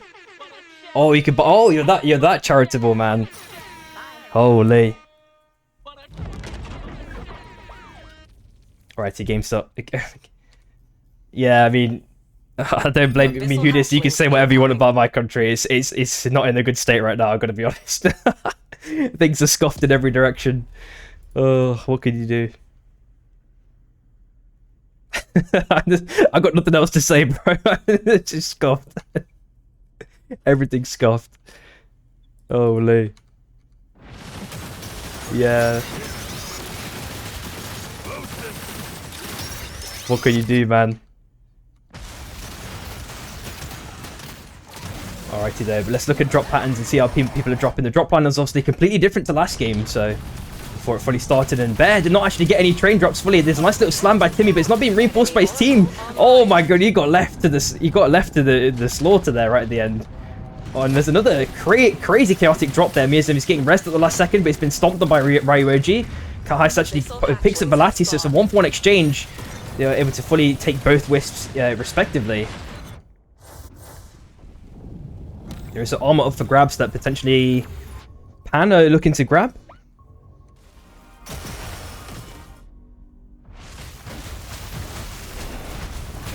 So hashing up for grabs. Cat are going to get this one for free probably. Kapagos is trying to get that steal in with the bonus, but he gets stunned, but he's got the dagger back. He's going to be fine in this scenario. More LMB steals the deal. Flick back over onto Grind. Looks like a round 2 for these guys. Kahais looking to maybe get some cheese picks or just assessing the situation. Maybe getting a couple of grip buys in, but he's getting poked severely. The dagger back at the last second, just providing with just enough space. And there was a nice little heal attempt there by Mirzan, but unfortunately did get anti-healed. And the way it was dropped made it a bit too risky for him to stand for too long. Storm tightening. But that's something that they can quickly refine in terms of micro. Booney has picked up a car, taking Kaiser up to the north side. An enemy oracle is scanning.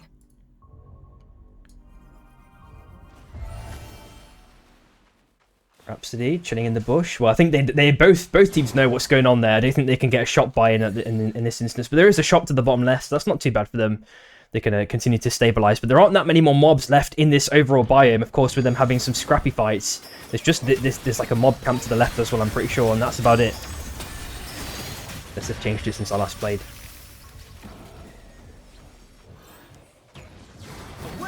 Oh, Bear actually looking to potentially chase this one out. Karis Magnus can hopefully make it over before the shield kind of destroys. He's getting punched and knocked away in every direction by the bomb mob and everything. You already found dead. Oh, they're applying so much pressure now to Kronos. He's found dead. Sunchi's actually getting trapped between the boar and the shop. Last alive now for Hyenas. Can they make it out? Oh, nice little wall. LMB spam. It's not enough. Sunchi's and Hyenas outed, unfortunately, last place. On the top right side, we're looking at Cam. Yeah, chilling on the top right hand side. Lobsters making their way to zone. Mirzum still super under-leveled.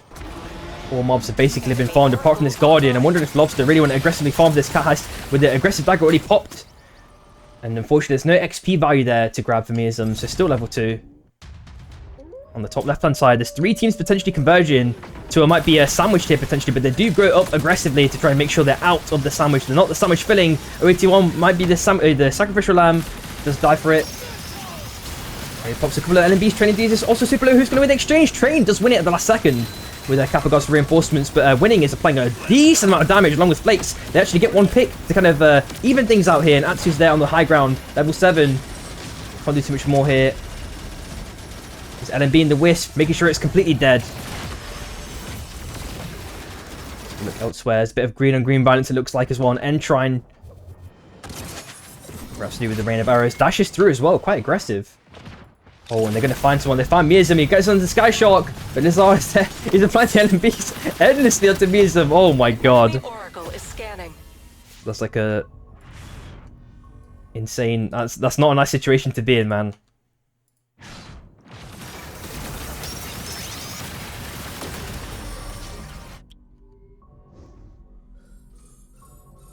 Just checking out unstable portals, seeing which way they're going. If there's going to be any insane rotates. Are there any wounded teams still? Still Coyotes, but they're about to get this Raz off. Fatu's about to get back Kappa Guards. Scout Sigil potentially up for grabs as well. Finn have picked up the armors, have maintained them. Looking pretty healthy. Simple is going towards the left for them. Hyper Haste as well up for grabs. There might be 3 pickings for Core or 2 potentially. I'm not too sure which one is going to go for that one. But apart from that, everyone is just trying to get the day 2 farm up when possible. Get the level 7s in if they haven't got them already. Another TP spawning in not too long, potentially towards Catacombs, I'm assuming. There we go, I can see them both. Positioning. Cat are going for maybe an early rotate into the circle, and 2 are just staying right on the outer edges for as long as possible.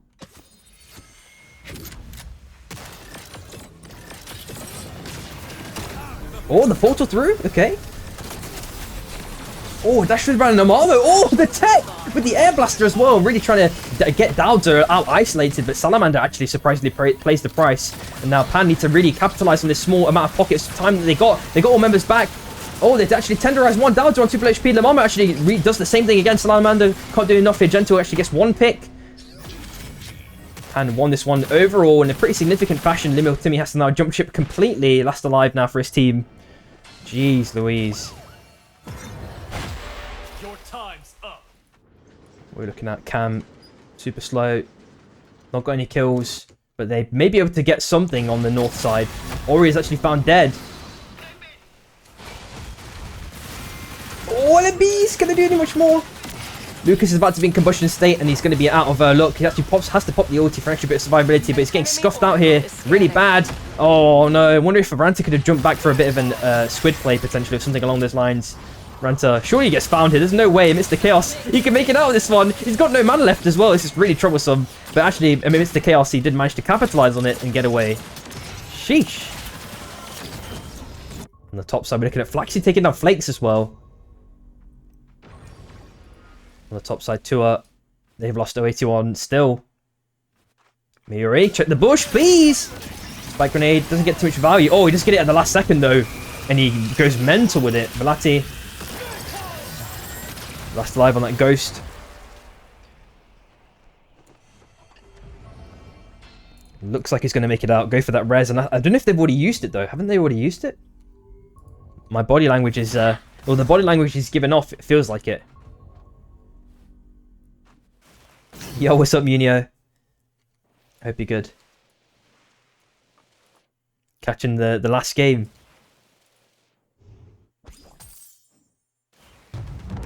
Meteor Beast incoming. Yo, what's up, Suncheese?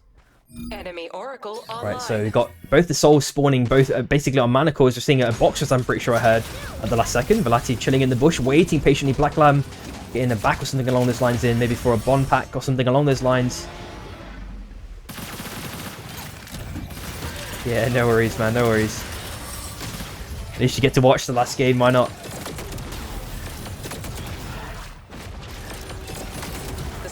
Or watch it live, shall I say. Maybe you're watching the VODs, who knows. Well, Rhapsody sending in with a very aggressive dash onto Salamander. Myth versus Myth matchup as well. He seems to have gotten the res off. No mana, no armor left. They desperately need to reset in a really, really strong, convincing way, but it's really, really troublesome to do. Considering how many teams are around them. So many teams are circling towards both the souls. All the action is going to be concentrated towards this north side. A meteor beast has landed. And there's a nuke drop as well, surprisingly. An enemy Taking out the Bon. Velati just chilling, waiting super patiently. I think once they start the fight for the soul, they can actually try and stick a res. I think that's going to be his game plan here. But a nice successive hook through the portal as well. Oh, super nice little cinematic kill. But Timmy's actually found dead. Lamamo trying to stick the res. Gentle trying to apply those LMBs when possible. Lamamo has to dash away at the last second. Gentle follows up super aggressively. Hits the ulti, gets the proc on. One more LMB will seal the deal. Can he do it is the question though. On that strike. No, he misses one. Oh, the debuff's gone. Oh, can do much more. He's got the dash reset. Can Lamamo seal the deal? One more LMB. Pops the ulti. Can't do more. He has to land on solid ground, of course, which means he can't get it. What? Come on. Yeah, he gets it right at the end. Nice one. Finn looking to maybe get this meteor beast still if possible. Ulti's dropped with the summon napalm. LMB steal. And Finn actually yoink it very nicely. Cleanly done. Cat Heist pops a fuse blob but gets basically no value. Unfortunately there with the walls. The other Meteor Beast is still up for grabs though. Oh, the hook nearly got it. Junior was nearly successful with that one. Oh, but they do get the hook, the dunk down. So much damage coming their way. Last member left. Unfortunately, Core do get outed in quick succession by Lob. Another portal play, but it's going to go instantly back in. Bear don't want any of that smoke in that scenario. Enemy Oracle online. And who took that soul in that case? It must have been. Was it Cam? I think it was Cam, but Black Lamb had too many perks. Is there still one on the ground? I can't see it anymore. I'm assuming that's the case. Alright, let me have a look at Leo. There's no way they took it, yeah. That's another interaction you got to be careful of, guys. If you're like full perks and you kill a soul, that soul will drop on the ground. You have to manually pick it up.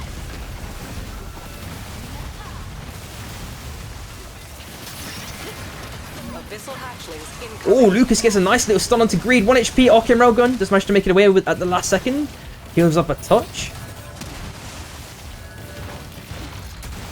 It is a sometimes thing though, right? Blink. It's not like it doesn't work all the time. Yeah, it's inconsistent. Yeah, exactly. Ori dashes down. There's no solid ground though. Oh. I don't know if they could have done anything else, to be honest. Maybe if you had stasis and then dash left hand side, then ulted, because then he would have been able to like land there on solid ground. I'm not too sure.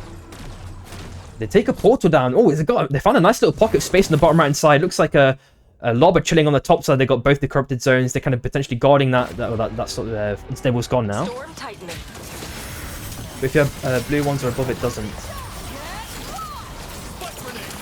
Ah, okay, that makes sense. Oh, big catch there at the last second. Kaiser now on his last legs. Same with Bunu. Can he make his way up to the north side? He's getting knocked up by Rhapsody's ulti. Gets a nice little stun and a slug wave to kind of potentially even things out here. But it's not enough, unfortunately. There's a load of red perks and other goodies to pick up for Bear. Taking out Cam in this scenario, 9th place. They're trying to get the res on Piggy when possible. Nice little knock away onto Gross. Pops the ulti and onto Lamamo. He was the unintended target, but still a target nonetheless. The Piggy has to dash down to the bottom left-hand side. Salamander was about to get the kill there, but that dash was super nicely timed. Enemy Oracle really good stuff, and hopefully Fish can reset here. The Kata applying pressure. Maybe, I think Milkconi's deciding on if he can go in for a hook here, but the chonk has now been dropped. The angle is a little bit scuffed there, unfortunately. I think that is it scuffing on, like, there? Yeah, I think it's doing 3 bounces, and then it thingies. One of the annoying things sometimes with chonk is if you just place it like one pixel off, it will do like a triple bounce and scuff. Or sometimes it just thinks it's like the wall is like the terrain of the wall is a bit weird, you know.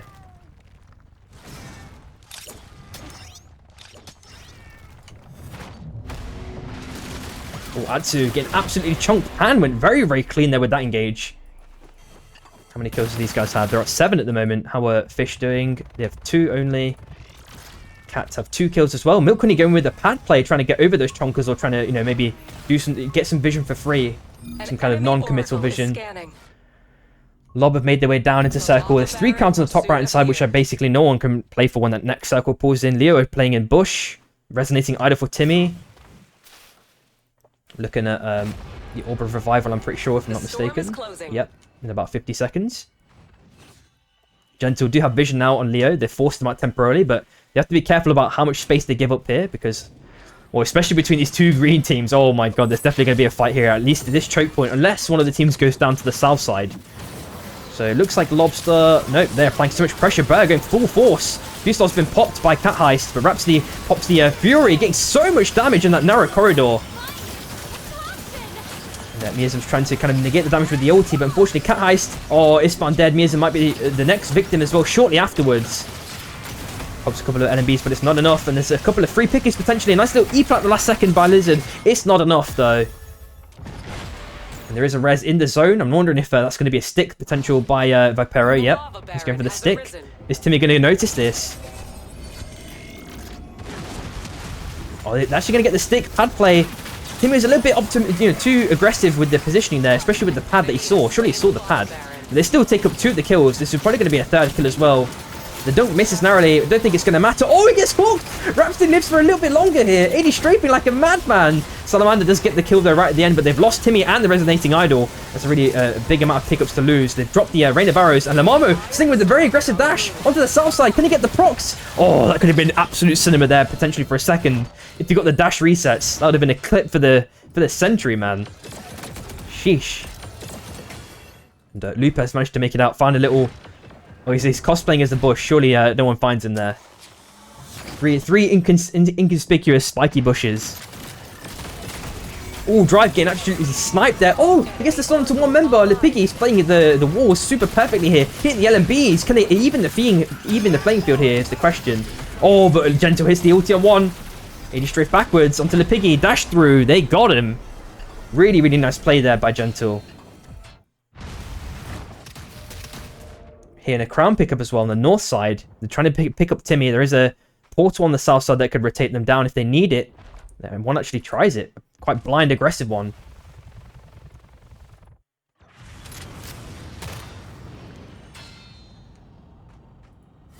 Loop has still not been found. 1.5k. There's not going to be any money left though.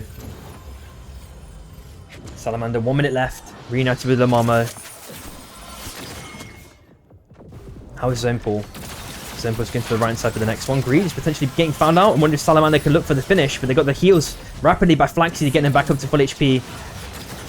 Hook attempt by Milk Honey unsuccessful. Greed gets a nice little bit of poke onto Salamander, going back to a half HP pretty much. They dash back up to the north side, and now they can probably easily go back into the next circle. Should they want to, they may just want to guard the portal as well before it kind of fully expires. Seen some movement from Pan. Lamamo. Oh, he needs to hit this. Oh, he didn't hit the pull. Because that would have been like a potential free easy in. And I think now they might be in a bit of trouble here. Salamander has about 20 seconds left. He might just leave his teammate. Just leave him, please. Go dash down to the left side. Get out. Okay, he should be fine. But you need to do it again. And now the amount of space you have to play in is really, really slim. 8 seconds left. Oh, he scuffs as well. Oh, no. Hopefully, I don't think he might not make it. But his teammate... No, he's going to make it. He's going to make it. Just about. Oh. Let me say, Moik, I had Chunk bounce towards the Yeah, sometimes the ankles can scuff you out, man. Looks like Salamander has fully healed up there. Lamamo, no armor. As Air Blast. Looper has managed to find himself a little bit of space on the right-hand side. And I feel like he might get found out here. I was about to say, he's going to get found out. So unlucky.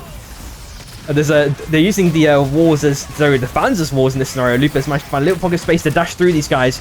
Oh, and the squid doesn't connect with anything. The hook as well. He's definitely going to be dead here. Leo and Pan 1-for-1 exchange, but Lupa is finally dead. Timmy is finally dead as well. Salamander. See, Lamama's still alive somewhere on the north side. Oh, she goes for a dash in. I didn't see it there. Oh, gets blasted away. Down to a spine, dead. Dash down to the south side with the cannot be hit. Can he make it through? Oh, can't make it through the portal. Unfortunately, Dodger is back alive again as well. He's scuffing heavily, and Leo heavily capitalized. Well, they were trying to heavily capitalize. They couldn't do it, unfortunately. It's just Milk Honey taking down names over and over again, it feels like. Especially in these last couple of fights. It's just Gentle lost the life of Pan. It's all I'm guessing then, yep. There we go. And how many kills do Cat end up with? They end up with 9 to end it off. And I am joined back with Kuba to potentially get some interviews in. How's it going, Hello. dude? Yo, yo, yo. Great. Can you ask in the lobby Yeah, if before they people want to might join leave, the I'll interviews. try and ask. Yeah. I'll ping everyone. Sure. No, not everyone, but yeah. Yeah, the peeps involved. I know what you mean. Yeah.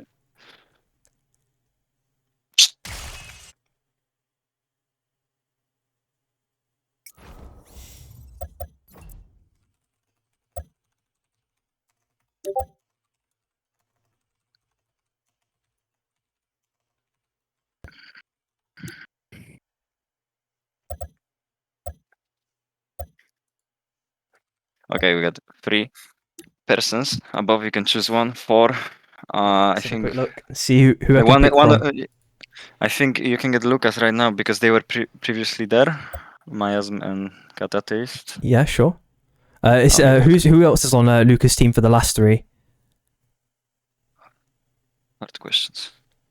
Maybe I can see it from the game lobby. Ranta. Yeah, I can't see the other one though. I have to open my browser to open the Excel sheet. Oh, Train. He's got so much to talk about. Wait, we'll get traded first at least. I'm moving train. All right. Yo, what's up, Train? Oh. Welcome back. Oh, hello. Yo, how's it What going, the dude? fuck, man? All right. Go on then. You said you had loads to talk about. Tell me what's going on. The Scrims session was so fucking chaotic. Yeah, it was the most chaotic one I've seen, honestly, dude. Holy. The first 2 games, my roommate was downloading movies, and I had shit internet. Oh, so it's external factors as well coming into it too. Oh no. Yes. No, I had a fucking slideshow all game, like the first 2 or 3 no. games. Then that stopped, and in the last game I just DC'd and wasn't able to load back in. Oh, and snap. every game it was a perfect storm for our team, from my shot calling being subpar or actually kind of pretty bad. I think most of our death and losses were actually mostly my mistake. Sure. My team sometimes fucking up, like Kappa just fucking glided into a Tetra head first. When we were I saw him doing that a couple of times, honestly. It's so good. It's so good. And the star of our game was Atsu. Like Atsu playing Oath, saving my ass like 3 or 4 times in one game from a Kingpin hook with a shield. When he only just learned that Earth can do that.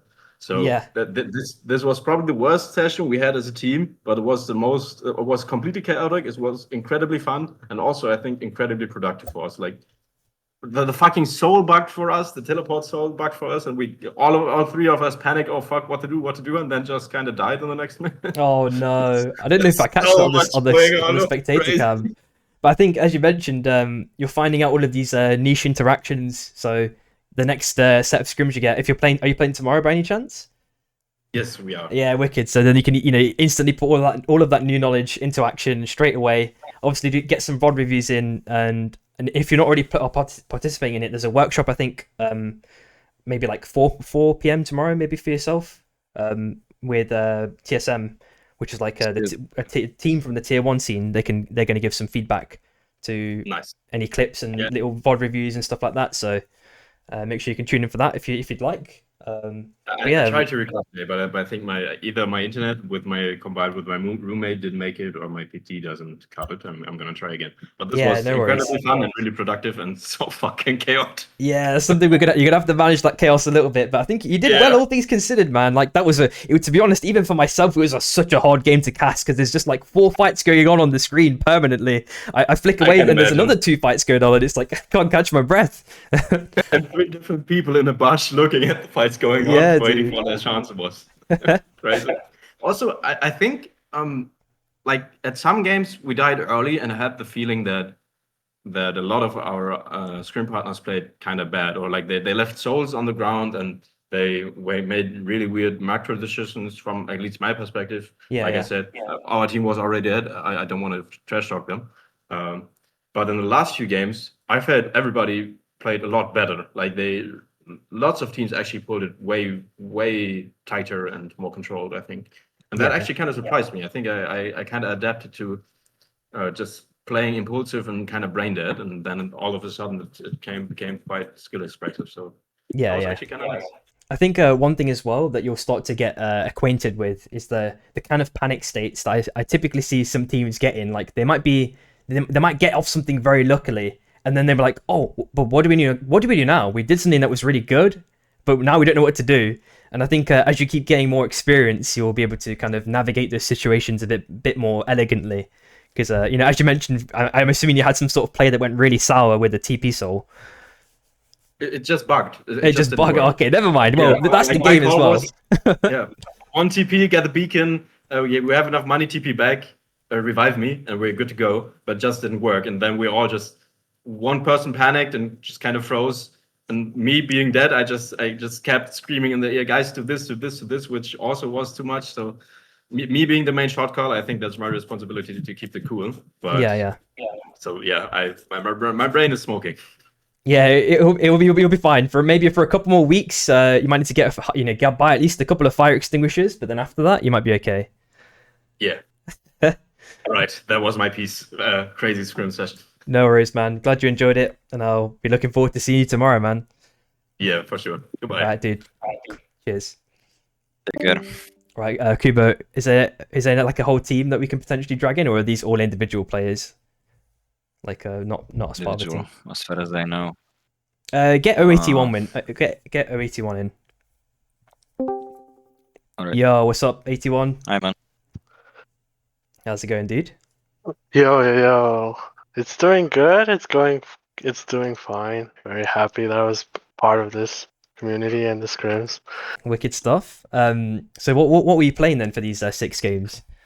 So that's a good question. Yeah, so that's why I wanted to ask you it. Yeah, the first 3 games I was smurfing on my Zeph. Yeah. Which I don't really play. Okay, pulling it out. Yeah, we got a win, a 2nd place, and I think a 5th. So huge shout out to the other Ghost main that was playing with us. So it was really cool. Had some cool Aerobass plays.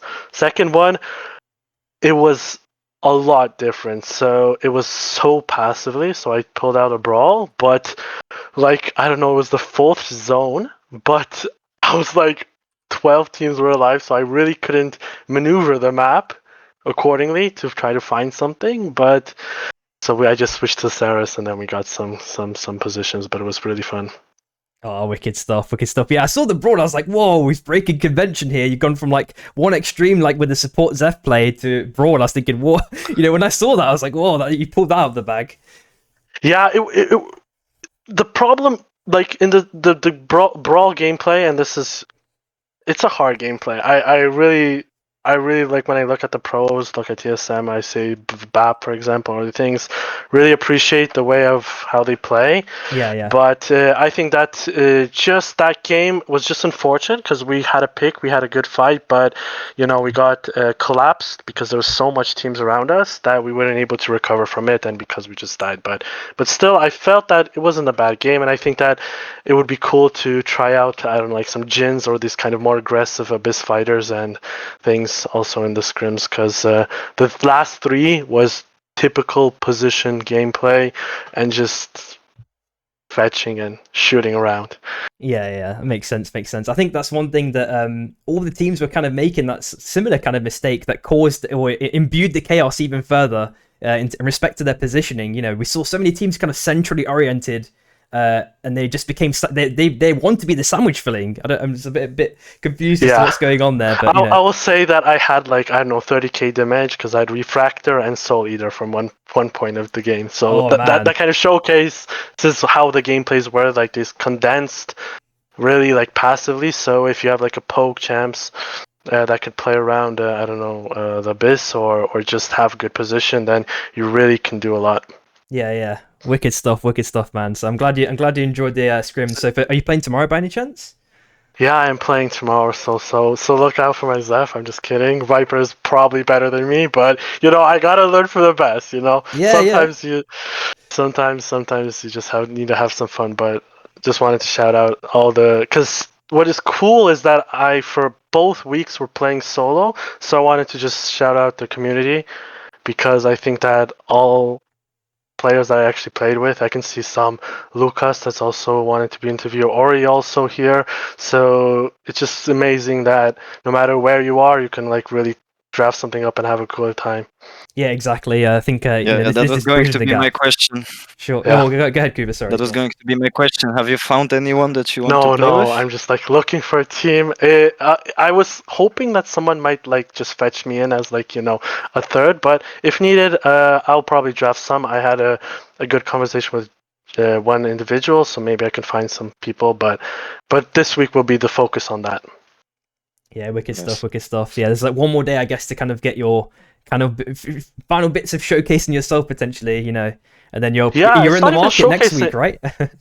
Yeah. I just think that it's also really cool that I'm also solo because you get to play with different people, and sometimes it clicks better. Sometimes you guys fill the gaps, and it's cool that you get to find out who you like playing with, who you feel the chemistry. So I really value that I'm like solo right now, so I'm not jumping to all conclusions, but actually finding who I am and who I would like to play with.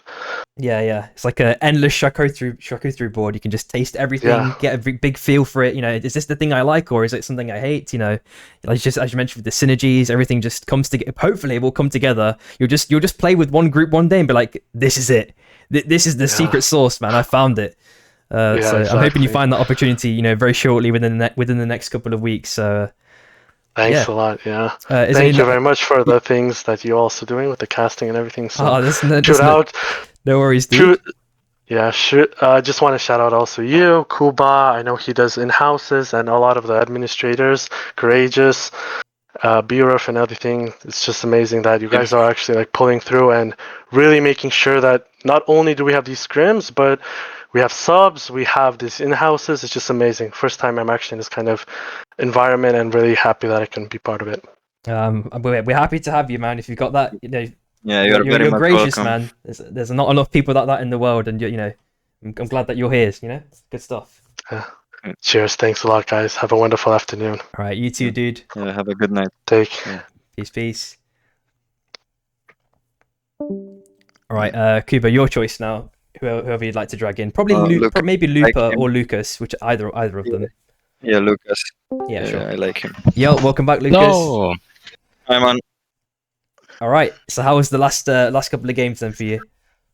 Well, the last couple of games didn't go too well. The first two games was a difficult start. And ended up getting sandwiched or just obliterated.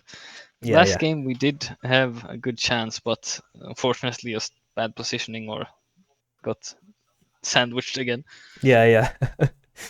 I mean, of course, it felt like the. Wait, you were playing with Ori. Maybe we can get you two of you. Yeah, get both if they're part of a team. Yeah, for sure, 100%. Yeah. Yo, what's up, Ori? Hello. All right, so yeah, for both of you, obviously it seems like the chaos just magnified in those last three games. How did you guys felt like you managed it? Mad. Yeah. We were going off our other teammate, our Ranter, I think. Yeah.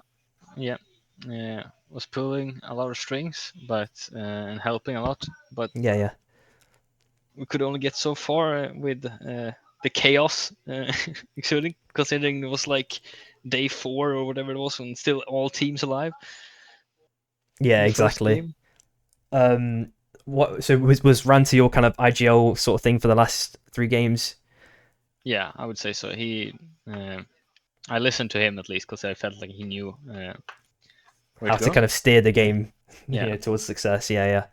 I still don't know much about like how to think in the game. I know how to play Tetra, but the game overall, I still learn. So I like to listen to those who know.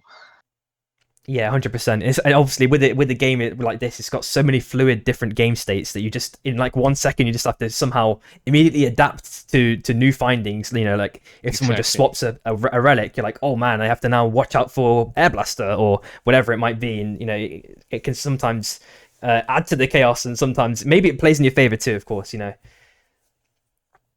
In terms of like consumable usage. Did you guys start to like potentially integrate any consumable usage like the jump pads or emergency platforms for the games? I never had time to buy them. Yeah, but I definitely was more aware of the merge platform that they are very useful. So Yeah, exactly. I didn't have a chance to use them, but no, that's something I definitely want to get better at.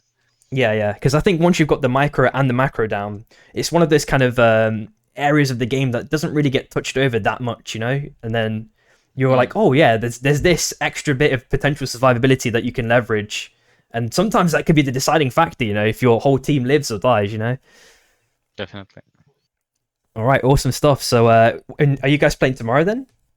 I don't have time, sadly. Oh, so Ori is Lucas. Okay, never mind. Lucas, you get a break. I mean, next week, you'll probably be able to play. But so, Yes, Ori, of for the calendar, who are you playing with tomorrow then? Well, tomorrow I'm in the Team Panda and I'm playing with like the duo of Triple and Ashker Okay, nice. for the first 2 games, and then like I'm also playing with Little Timmy and Mal. I Okay. cannot read it. And the Eagle team. Okay, for the wicked, last wicked, three. wicked stuff. Have you played with any of those guys before from like the first week or? No.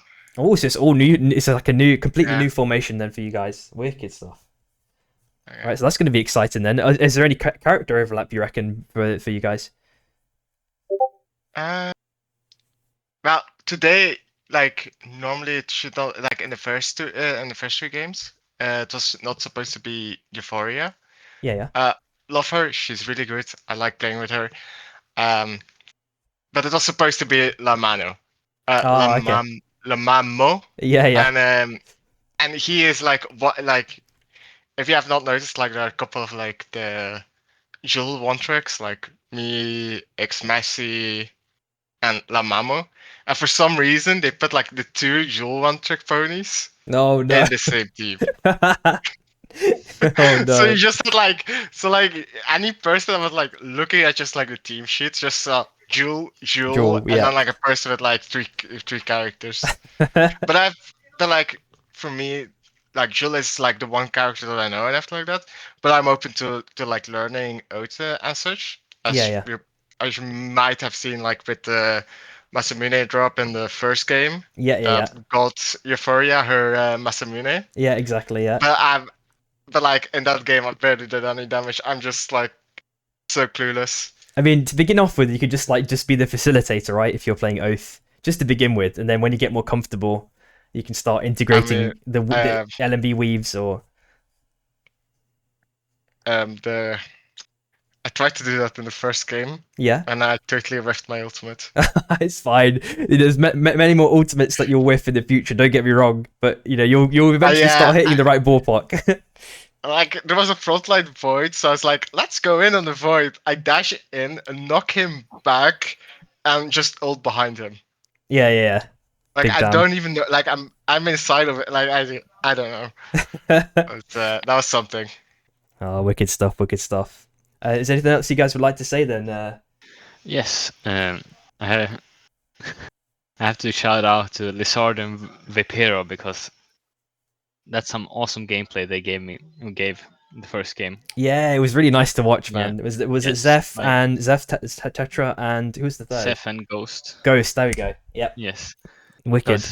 The Ghost carried us. Yeah, really good consistent follow-ups. Amazing stuff. Yeah, I think you had like really good chain CC combos as well. That's something I was saying in the first week that I feel like you guys have just really got that on board straight away, and it did equate to kills. I felt like pretty quickly. Definitely. Yeah, maybe you can play with them. They're playing as duo. Maybe they're looking for the third one. I can ask. I yeah, hope that would be nice. My Tetra is enough for their. No, we are playing level. together. You are good. You are good on Tetra. You have micro. You have like hands. Thank you. All right, great stuff, man. Thanks for coming on today. And we'll try and get the last couple of people in then, I guess, for some interviews. Yeah. Bye-bye. Take care, guys. Have a good night. Cheers, guys. Thank you. Choose one. Get cat heist. Get cat heist because there was that game where they train res like 3 times. The Korean symbol. I could drag it. It's fine. Yeah. Yo. A cat at least. Hello. Hello. Hello. So, how was Wait, the can you games drag in then? Looper as well? He was on. Yeah, my yeah, team. sure. I'll get Looper in as well. Not a problem. Thank you. Yo, what's up, Looper? Hello, hello. Yeah, Yo. man. All right. So, how were your games then? Fucking horrible. All right. So, I mean, break I it don't know down. if you were watching. Yeah, of course. Break it down. Oh my god! I made popcorn, man. I had a 3-course meal watching these games, man. It was We were just cinema. running around like headless chickens trying not to die. We rested on the train like 5 times in Yeah, a row. that's the game. Yeah. Oh my god. I mean, I got a really disgusting crown clutch with ult, but didn't amount to anything at the end of it. Oh. But Did you see that one? I think so. I mean, there were so many games. My mind becomes a blur sometimes in respect to remembering key moments. Maybe you can. It was the illuminate one me. like over Abyss. I was getting jumped by 3 people. Potentially. Where? Which biome? It's on the left side with the tubes ? With the platforms that break. Platforms that break. You know what I mean? Not the ice one. It's the next to the rails. What is it called? There are rails everywhere. Yeah, that is true. Like on the left side, bottom left side of the map. Bottom left side, the desert, you mean? Like cold. No, like above the desert. Above the desert. Above the desert. Oh, Yeah, what hard is that area question. called? Hard question. A little bit of trivia going on in this interview. Mana something, I think it's Mana called. coils. Mana coils? Yeah, that's the one. Okay, Yeah. big. Yeah, over there. Okay, It was wicked really stuff. sad. All right, Like, so we finally got a foothold after legit like 12 minutes of just dying and respawning between like 5 teams. holy. And then we shit. lost it anyway. All right, but were there any learnings is the main thing. Is there something that you think you could look over and be like, oh, we made this key mistake. We should have not done that, and we stayed too long. Absolutely. or- And I noticed a pattern in every game where we Yeah. have this sort of like standoff period after a certain day where no one is doing anything risky and they just hold a position until someone tries to do something out of desperation or boredom. Yeah, exactly. And that's something that I've actually seen as well myself. Of course, you see a lot of bush camping that so you always have to check every bush, which obviously makes your rotations a little bit slower. And it's a little bit of a ball ache as well if you don't have the right type of character comp to kind of make sure you can check those bushes safely. Like if you've got like an arcane railgun or if you've got like a Saros, whatever, to kind of clear things out. But what comp were you running then? You were running KP. What were the other two? Shiv and Julia. Jewel, yeah. And then what's the new character called again? Mercury. Mercury. Yeah. Oh yeah. Oh yeah, shit, in the last game I saw that. That was pretty cool. They were How did clearing you the find that bushes. actually? That was really It unconventional. felt way better than with Jewel because we actually had some range. Yeah. And the heals. I remember there was a game, was it on the grind, where you guys nearly got the kill, and then I think you daggered away at the last second. One of you guys daggered. Yeah. I remember that. It's just like unfortunate that we never went past that threshold where we get a foothold. It was just so close always. But Yeah, every time. So I think you'll get there eventually there, and once you do reach that kind of the breakage of the barrier, you can start snowballing, right? And that feels really good. Yeah. And you are also improving. I also noticed that you start to hit your shots more and shit. It's good. It's good. Like it's it's in a really good way. tragic actually because I only hit the ult shots. I don't hit the normal ones. No. Like I have so many clips where I rail every single one of them into the enemy's skull, but when I'm using the normal dash, I just whiff. Oh no! It's fucking getting to me, man. It takes time. It takes time. Yeah, it's the fact that I have 2 charges, right? That I can cancel it early instead of having to wait for the internal cooldown, right? Yeah. Between shots. Makes It's sense. that's like legit the only thing like making me hit that shit. I got you. In terms of like a character roster, then do you think that what are you kind of settling on, or you think you still want to play around with some of the characters and find your footing, or? Honestly, I feel like Shiv is just the best option for me. Like I might look into maybe like Bishop. Ooh, and okay. like what else is there really? Like Bishop is kind of a similar pick in the sense that like if I throw dagger behind and then jump in, right? Like you just go for the initiation. Yeah. Outside of that, I was looking at Saros because he's just fucking disgusting. This character should like the poke legit is get nerfed. yeah, it's monumental, man, and especially against certain healer comps, it's like so disgusting. I I want to ask the same question to you, Looper, as well. Where what kind of heroes do you think you're settling on? So I really like Kingpin. Okay. But I think I might be looking into like trying Bibo. Ooh, wow! Wait, Kuba, we don't actually have a Bebo player in VivEUcamp. Yeah, we don't. Yeah, and that's a shame. true. That's a shame because EU stands strong on Bibo, you know? Yeah, we had a lot of as Bebo players in the past. Yeah. There's definitely a lot of people that could potentially coach you on the finer points of Bebo because he has a lot of tech. He's like his character's all just tech. Like I got shown some of the tech by Rebel at some point. Like, Yeah. Legit, if you hit the root, whatever it is, on the M2, Yeah. like it just leads into an instant one shot with ult. It's fucking rancid. Bro, yeah, bro. There's so many different types. He's like a Tekken character or something almost. You hit there's like 60 different combos that are like one shot, bro. Insanity. Like, he has so many options. It's like a whole ass toolkit. Like, everything is in there. You can do so much. Create platforms, like create space, burn, like everything. It does so much. Yeah, I think if we do get a couple of players, it's going to be a big expansion, and like especially with the ice, if there's a real big abyss zone, we typically players have to invest money into to emergency platforms or have penguin, but if you've got Bebo, you've just got everything's DIY. You just make the ice on the fly, right? So and that definitely does expand the type of potential sort of games that you can have. Yeah, I agree. Wicked the stuff. character is insanely useful in like every comp, I'd say. Yeah, exactly. So yeah, is there anything else you guys like to say then? Are you guys playing tomorrow? Actually, by the way. Yep. Oh, both. Are you in the same teams again, or are you guys in completely mixed up? Different. Like Katateist is playing duo. Yeah, with Have you found your third, by the way, or not? Not yet. Oh, okay. Still There's some shopping. talks, but since the mingling phase is so long, might as well take advantage of that. Yeah, exactly. There's so many players that you can at least touch base with, right, and see if you have that inherent chemistry. Too bad, like, no one's really looking at me. There's like 2 people that like acknowledge anything that I've done, basically. It's fine. You'll find someone, but next week, I guess, is when it all starts, right? In respect to that sort of stuff. Finalizing the teams and stuff. But yeah, wicked stuff, man. Glad you guys enjoyed today. And seeing you guys tomorrow. Yeah, we were laughing our ass off. Yeah, oh my god, the train game was crazy. Yeah, God, we were screaming. Where do I go? Where do I go? I'm homeless. I'm homeless. Oh man, we've all been there though. It sounds weird enough, but we've all been there. But it's when you win those games, that's when it feels like you just wanna like, oh.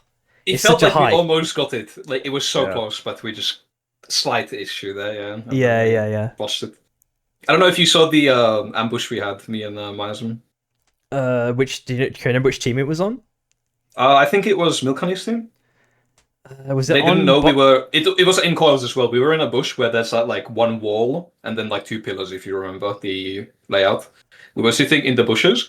We waited legit, I think, 30 or 40 seconds for them to actually gear up and leave, and they all jumped into the bush, and I got a double bowler into just like I think I did catch that one. Yeah. I do remember. And they were all lined up. You got so bonus perfect. quite often, to be honest. You're hitting them quite often. It's nice to see with the stun. I mean, like to get the extra value. Really good to see. But yeah, man. I just need to focus on my actual like normal dash M1. I'm not like just like keep whiffing it. Yeah, go practice. Go practice with your duo and try as much. I recommend everyone to go practice. When this game started, we were doing practice runs for multiple hours. The lobby was crashing 10 times. We didn't care. We were doing the best. We were training a lot of things, and I recommend everyone doing it because some things you cannot like consistently train in the normal games, like Abyss play for sure. This is true. 100%. Just have to keep spamming micro games. Just personally, I think I just go like warm up for like 2-3 hours straight. Yeah, that's also good. All right, great stuff, man. If you guys got nothing else to say, thanks for joining me. All right, thanks for awesome stuff, guys. Yep. Sure. See ya. Yeah, take care, guys. Bye bye. Yeah, you too. Good night. You too. Yo, Meowgification, how's it going? Yo, good. Great day. Loved it. Wicked stuff, man. So yeah, which team? Who are you with then today? So I'm winning for losers. Flakes and Mayuri. Yeah, Flakes and Mayuri. So Mayuri subbed in for us today, which was Okay. really cool. Having like a different perspective of how you play the game and orient around different early camp rotations, for example, and like we had like really good communication in terms of like how we wanted to approach the game, and we sort of learned from our mistakes in different games because we had the full 6 games, which was really nice because it gives you time to adjust, especially since we played like the same comp over and over again. Yeah, you can really refine and hone, as you said, with the mistakes as you're going along. I think that's the best sort of feeling. You're like, game 1 we made this mistake, and by game 3 we've already corrected it, and we're not doing that anymore. It's like, so nice. Oh, game 3. Well, I'm trying to glaze for free, man. Come on. yeah. But no, it felt like really good because we identified like what our strengths is and like game plan. Because we were like free ranged. We were Ghost, Hudson, and Saros. Okay, yeah. Our objective is like just poke and like push teams and then like focus strugglers or whatever. And like anytime we did that, it felt amazing. And the time that we won, it was just so clean. It felt so easy, sort of thing. And then there was multiple times where we got sandwiched in between other teams or doing some funky stuff that it started going down the drain. And so it's like quite clear like what our team comp was really trying to aiming to do. And how then, like, let's say, for example, one time we had one side, there was a team on our right side, then we lost our left side. So we were in between 2 teams, and like we identified what we could do next time if that happens. So it's nice just to recognize what your strengths and weaknesses are of your champion and comp, and focus on improving that. And playing with Mayuri was also cool because it's just a whole different perspective to what we normally have. It's really nice to see that kind of.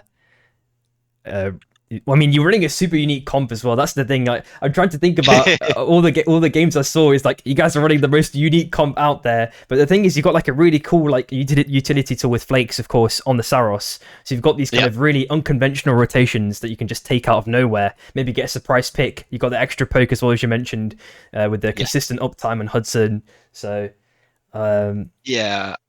I feel like Hudson's Q is probably the thing that I want to practice the most because I feel it's the thing that can like make or break fights is his barbed wire that you put down. Yeah, exactly. Especially in these sort of ranged comps, like you can peel for your team with them, or you can use them to catch people out and stuff like that. Like, getting it correct, it's like it can be really big value, especially with the amount of jewels we're seeing. Because I think I mentioned in one of the games, like I think the Hudson positioned it and he got it really nicely. Just screwed up I think it was Lamama. I think in like game 3 or 4 near the heart. Yeah, prior to them ulting, I think, and then they got a slight reposition. But and then we sort of chased them down, which was nice. Yeah, exactly. So, do you think you're going to kind of stay on this comp then? That this what you currently have so far, or we want to kind of expand into different kind of heroes? Yeah, so I'm staying on Hudson for sure. I think he's great. As you said, there's lots of dashing champions in Supervive. So I think he's got a good angle if I can maybe learn to make the most out of him because he's such a positional, and how you position yourself and how you use your abilities is such a insane difference between how easy it is to do it badly. Like there's so many times I would just throw Q twice and just they'd be so useless, and it's like or miss my ult, for example. So Hudson, I'm gonna stick with him for at least a while. I think he's super fun and unique. And I think Flakes is trying out Saros quite a bit at the moment. Tomorrow it'll be a bit different because we have our regular playback with us, Romance. Okay. Who at the moment is trying out Bishop. So me and Romance have only been playing for like within the last month or so. Okay. Yeah. So we're sort of trying to find our groove, and I think we're slowly getting there. Because coming from League, it's a very different game in that regard, especially in terms of like hitting skill shots or shooting. Exactly. It's just the general pacing, right? You have to like plate spin so many different things at once, especially in the chaos that we saw today. How do you reckon you managed it? Do you think you did well or not? Because even good players suffer with that. There are some times, like I don't know, even in the top scene, there'll be like 1 or 2 games that just everything just falls apart. Like all the common sense knowledge just goes out the window, and people are just sending it. It's just impossible. It's like impossible to track sometimes what's going on. Yeah, I mean, so in terms of the games today, they felt really good. Playing with Myra is like a different perspective, and communication was really good because me and Flakes kind of go in different directions. I'm more of a don't take even fights or play smart or try to get an advantage or try to make sure you've got a position. Whereas Flakes is more like wants to outplay them, which is definitely a good thing to have in this game as well. Sometimes you can just outplay a bad position and massively win a team fight, and it looks super awesome. So trying to find a direction in terms of that is always good. And I feel like we improved every game we played, like identifying on something. I feel like we played 90% of the time in a way that was good. And it's just those 10% is what, maybe you miss position a bit. You get caught by kingpin hook because, I maybe went out too far to the left-hand side, for example, or we were holding a certain position, and then it sort of goes into chaos from there. But 90% of the time, it felt good and in the right direction. So yeah. That's wicked, man. And as you mentioned, there's that kind of you'll find certain pockets of weakness in your comp, as you mentioned with KP Hook. You don't have an oath to protect. Your whole team is basically a backline comp.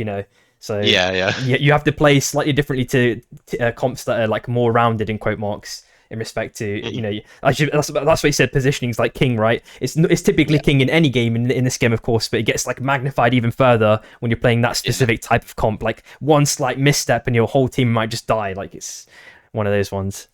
Yeah, it's like we're very good at like pushing people back because obviously we can get lots of poke down of Saros and Ghost and even me on the Hudson. And really move teams into other teams, which is obviously going to cause them to be in a massive disadvantage, and then we can try flanking the whole situation. But we kind of need to be against a wall is the key thing there, right? Like if you've got people who can come flank you from behind, you are not in a happy time. Yeah, exactly. And that happened a few times. And as I said before, if you've got the wall as well, you've got flakes for the portal, so you have like an extra. I think that's the thing that especially if you're not used to it, like it's something that's really unconventional in the game to kind of have that escape mechanism, just openly available as long as there's a wall. So if you can incorporate that early, that Flakes gets really adept at playing Saros, you can have like such a really cool, unique comp and really have it like mastered, which is I think would be awesome to see. And Saros is a good example of why I love Supervive. Like at first I wasn't a massive fan because it's such a big learning curve for someone who plays League. Obviously the macro you can learn and the different positional things, but in terms of like there's so many items, there's a Z axis, and like as you said, like the amount of options that you have at any given time in terms of items or certain abilities that can be used, it feels so nice to learn. Like for example, learning to crouch is something that I've only started doing recently, right? Oh, okay, So, but it's someone keeps telling me it's super important early, but you just have to get used to, like, one day I'll learn something new, the next day I'll learn something new, the next day I'll learn something new. Items is a big one. For example, I'm trying to use hover wings a bit more because it allows me to use my right mouse button and reposition myself, etc. But I'm not very good at using like Grubby the Squid, or I never really use jump pads, even though we go whatever the thing is that makes items, the perk thing. Proto Factory.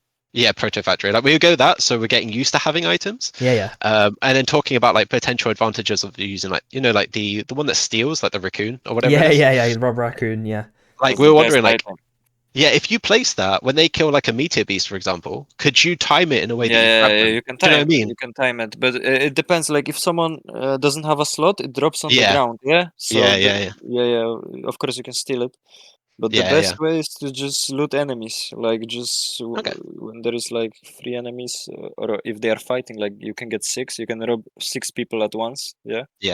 I watched like Mika play at one point, and he's really good at like using the 2-way teleporters to like move beacons around and heart, for example, and like there's so much potential, Part of the sandbox, awesome. Man. You're just getting your toes wet into what's potentially possible. Before the open beta, well, during the open beta, should I say, we had even more items before the kind of went through with the armory. So we're assuming for season 2 they're going to bring even more different items as well that we've not even seen before, like the experienced players. So the sandbox is only going to hopefully continue to expand and give us more options, which should keep the game spicy for a long time, I reckon.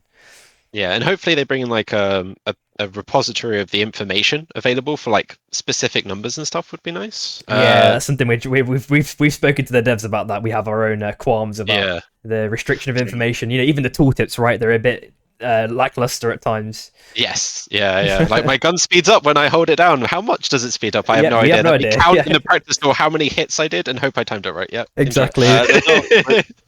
Are you aware that you can press Alt or Control on the ability, right? to read it fully. Yeah, I've got okay, the okay. enhanced information, but because it doesn't give like specific numbers, it's Yeah, more the, I was just making sure that you at least I got appreciate that. it, But yeah. No, honestly, there's so many little parts of this game that you have to learn, or someone tells you, or experience to actually know it. Like, just for example, like at the moment, if you see like an abyssal hatchling or something that's going to land in the void, it's not actually going to land there, which is like a bit of a mind not good thing for a new player. Like, yeah, the confused and spawn stuff like points that. of abyssal hatchlings are like some of them are just designed badly because the spawn point is somewhere, but the animation of landing is somewhere completely else. Yeah. But once you know, you know. It's just one of those things. Like, yeah, but there are no guides for this game. There is like yes, yeah, and most of the knowledge is the shared knowledge between people on teams, or which is why these scrims are so fun and great way of learning for someone like me, because